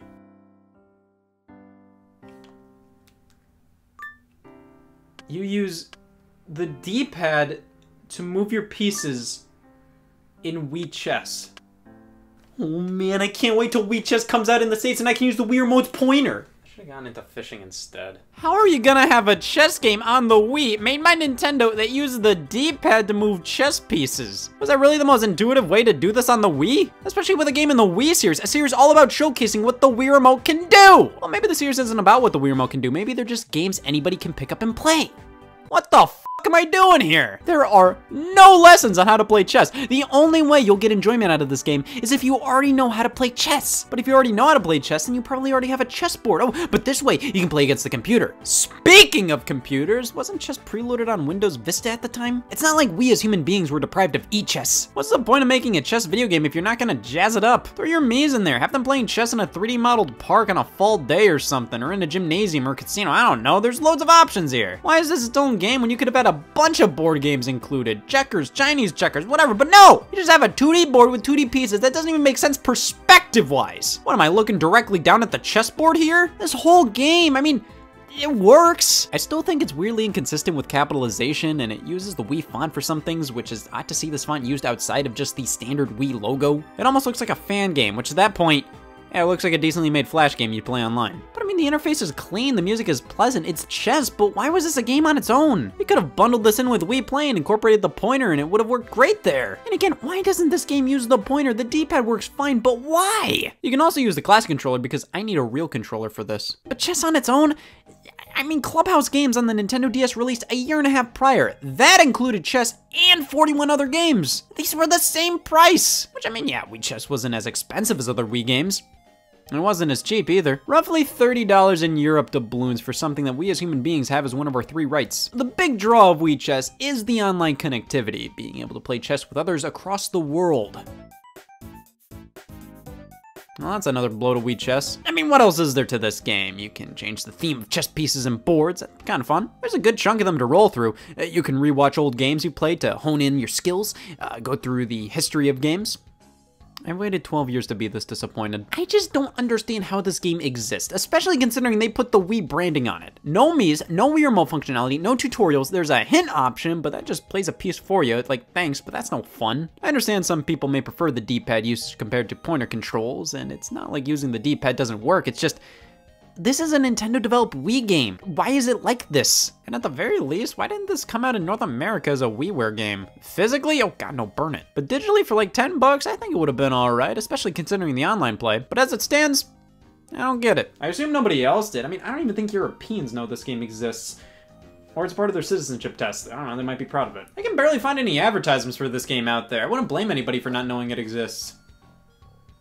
Here's your warning. Hey, fucker, you like chess? Yeah. And I hate pointing. Introducing Wii Chess, finally, chess you can't feel. Want to play chess and nothing else? Yeah, what does it look like? I like pointing? Introducing Wii Chess, the only chess game on Wii called Wii Chess. Featuring a pre-existing engine and acting like it's a major feature when in reality using a pre-existing engine is a lot easier than making a brand new one from scratch and acting like it's a big feature on the back of the box.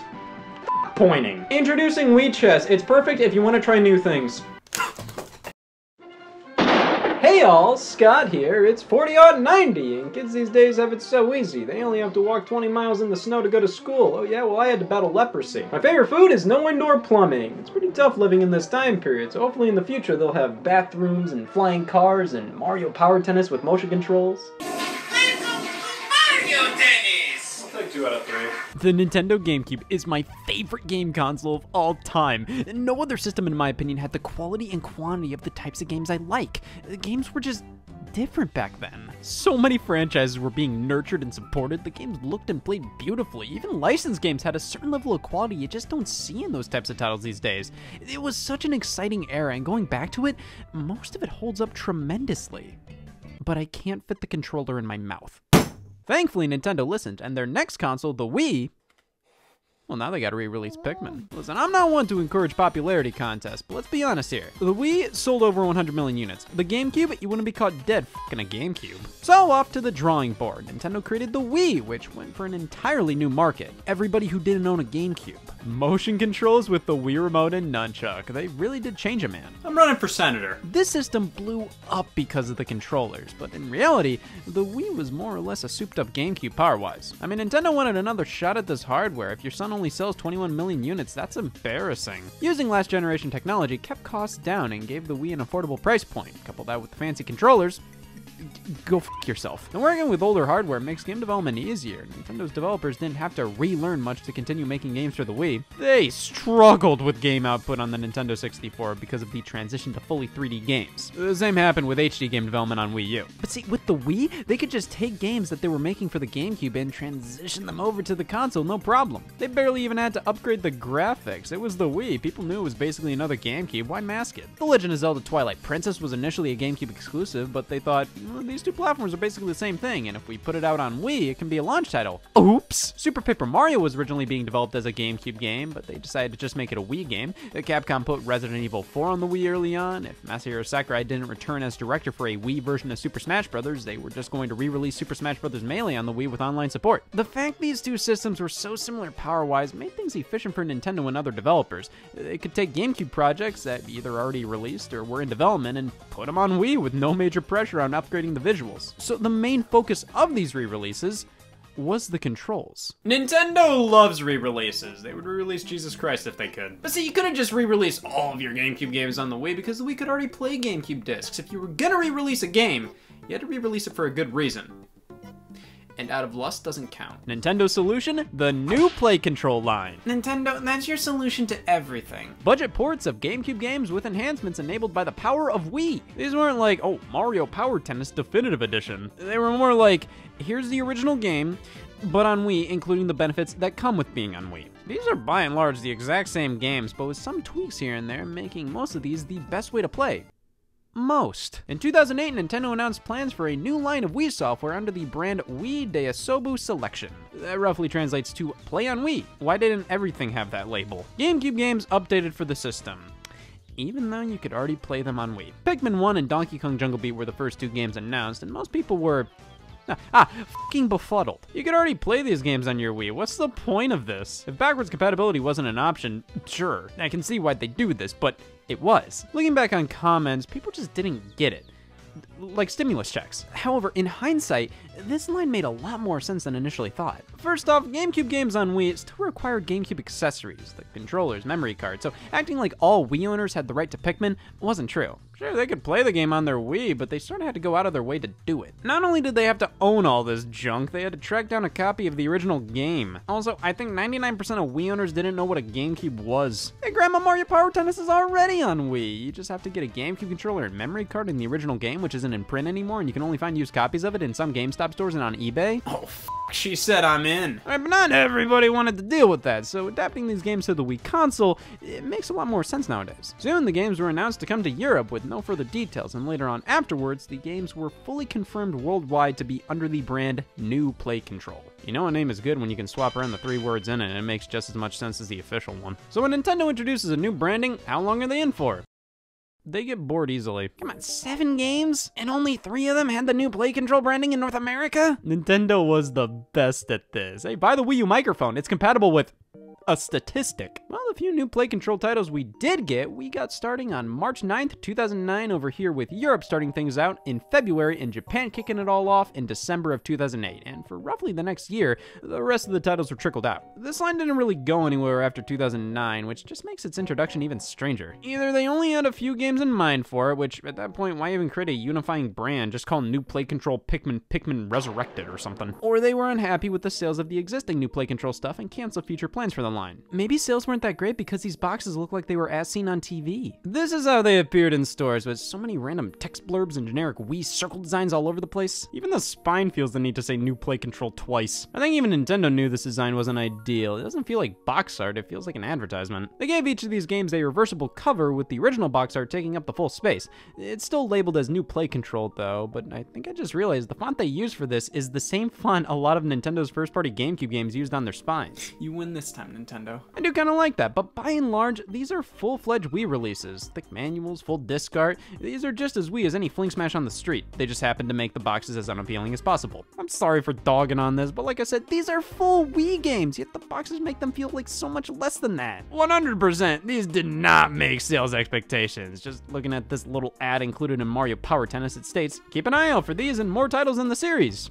These were the only New Play Control titles. Japan did get all the games that were part of the line, and they all look very similar to how they did in other regions, so with the reversible covers, they do put unique little warts on the spine of each game. You know, I should talk about the asphalt I drove on to buy these games. Enough stalling, let's see what GameCube games look like on my Wii.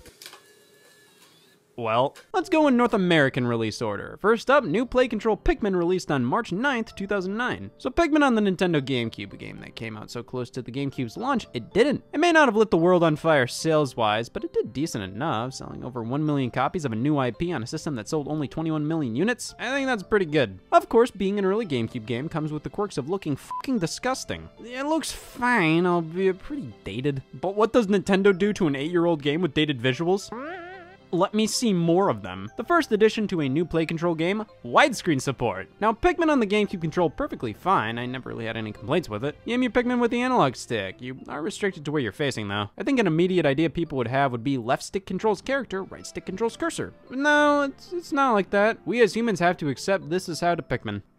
Until now! Now, not only do you point the screen at wherever you want your Pikmin to be thrown exactly, but you can move independently of this cursor. This is a huge deal for Pikmin. Again, the GameCube controls work perfectly. There's really not much wrong with them. Sure, they could have given you the option to use the C-stick to aim, but this is 2001 Nintendo. I don't think they knew this stick existed. But for what it is, Pikmin on GameCube controls just fine. However, you compare it to the Wii version and it's night and day. Whenever I go back to this one, I just think, God, man, I just want to lock onto this fucker. On the Wii, it's seamless. You don't think about it. This works, but the Wii Remote and Nunchuck were made for Pikmin. Some sound effects come through the Wii Remote now, which is cute. Though any sound that comes through this speaker makes me feel like I'm drowning, and vice versa. Holy shit, I thought I was playing Mario. There are various other small tweaks made to things graphically, sound, and gameplay-wise. Nothing massive, just little improvements like Pikmin survive a tad longer if they're drowning or on fire. And that stinks because I fucking love drowning Pikmin. Guess who's pissed? Other than that, the only thing that may be a slight downgrade from the original would potentially be the fact that, man, when you want to throw Pikmin onto something, you mash the A button across both versions. On the GameCube, you can stay locked onto one thing by,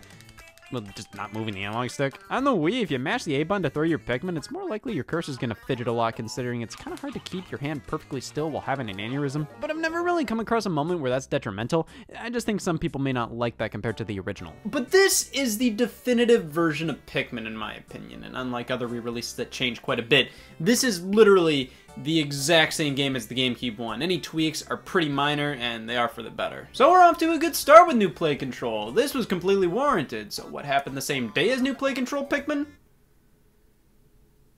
It wasn't the best day for multiple reasons. New Play Control Mario Power Tennis released the same day as Pikmin on the Wii, but released on the GameCube in 2004. It was pretty good, but I wouldn't say it was my top choice for a game to get a second chance on Wii. They brought Pikmin over because it felt like that game would legitimately benefit from being played with a Wii remote. They brought Mario Power Tennis over as a replacement for a Mario Tennis made specifically for Wii. Yeah, for some reason, Nintendo skipped out on Mario Golf and tennis games during this generation. The developers of those series, Camelot, seemed to at the very least want to do a Mario Golf game. They made their own game with Capcom, but instead of getting to make a new Mario sports game for Wii, they just ported Power Tennis from the GameCube. Well, of course, we have widescreen now, which also applies to the cutscenes too. When it comes to video files, it's absolutely terrifying. They just zoom into a 4:3 image or stretch it across the screen, but no. Either this cutscene was always made with widescreen in mind, or they went in and re-exported it to widescreen. This is fantastic. You see so much more in the frame than ever before, even though it's the exact same video from the GameCube. Alright, we got the widescreen checked off, the controls. Oh, it's fine, it's okay, it's just so much worse than the original on GameCube, so it just makes me ask, why even do this? They oversimplified Mario Tennis. Mario Tennis, the game I already pretty much just hit the A button in. When you play tennis in Wii Sports, sure, it's basic, but it was made for motion control. In Mario Power Tennis, it's basically them taking button commands from the GameCube and assigning Wii Remote shakes to it. It's patronizing. It's not better on Wii, it's literally just for if you want the illusion that you're swinging a tennis racket. And for that illusion to barely work. It's just not as well controlled here. The motion controls feel half-baked in. Like, it works, it's fine, but it just isn't as precise as the original. I like motion controls, but the game has to be properly designed around them. This was originally a GameCube game that was ported over to Wii that just replaces hitting the A button with shaking the Wii remote. Boo. Also, why is there no online play? It feels like this would have been the perfect opportunity to include online multiplayer in Mario Tennis for the first time, but just as I predicted, while this is a solid enough port technically, it was done just to put a Mario Tennis on Wii and nothing else. Again, it's fine. It's not that bad of a version. It's just like, Why? Well, we had to wait a whole 2 months for another new play control game, this one being Donkey Kong Jungle Beat, released on May 4th, 2009. Jungle Beat originally used the DK bongos. You know what else used the DK bongos?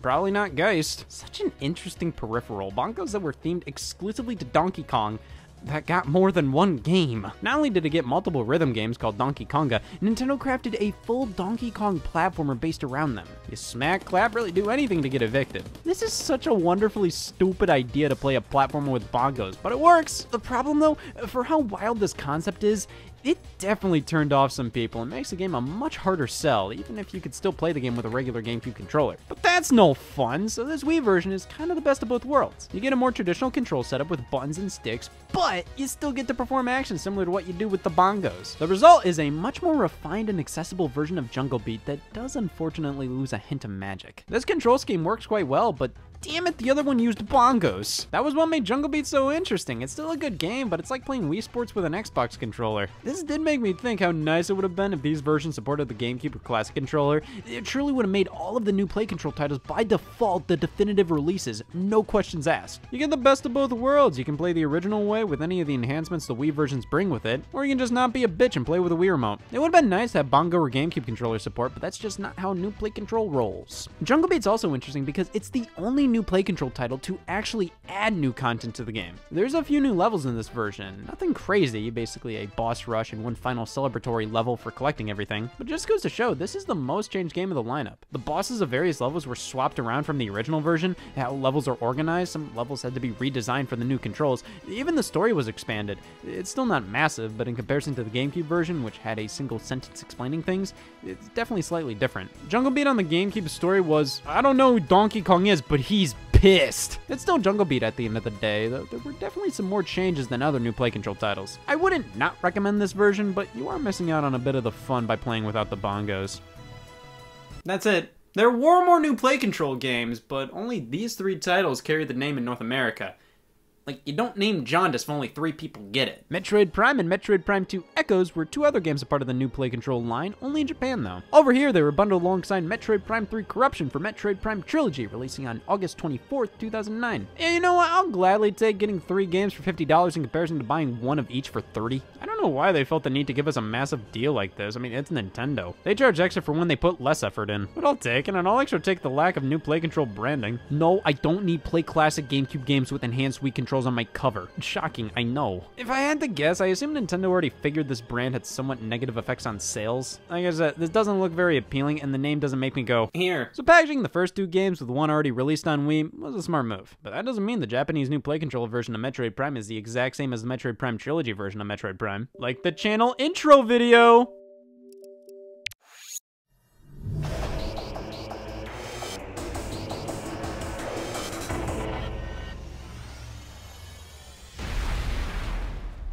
Ooh. The title screen. In Metroid Prime Trilogy, you just select one of the games from the menu and it hops right in. The Japanese version...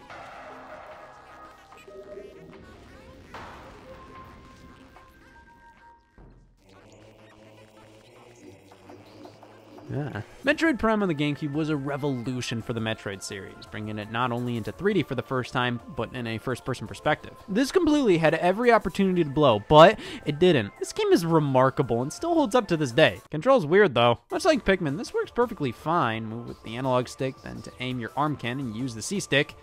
Gotcha. You hold down the shoulder button and you stay in place as you aim. Huh. I mean, it works, and Metroid Prime is designed around this control scheme. It does the job. But when we move over to the Wii versions, oh, this is so much better. It's similar to how Pikmin was upgraded. Now we can move and aim independently of one another, and at the same time, too. It makes the game so much more intuitive, so much faster paced. This is no doubt better than the GameCube original. Not that this version controlled poorly, but this is just so much better. But there are some things that are worse on Wii, though, even though the game overall looks better with widescreen support and more advanced textures. Apparently, they took out some small special effects like water rippling. Can't forget Metroid Prime 2 Echoes, because if I do, everybody else will. I always found this to be one of the lesser talked about Metroid games, so I will continue this tradition. Take all of what I said to Metroid Prime on Wii and apply it to the sequel. Echoes on the GameCube had the same control scheme, so it also deserved the Wii upgrade. It was all included in Metroid Prime Trilogy, except for the channel intro and title screen.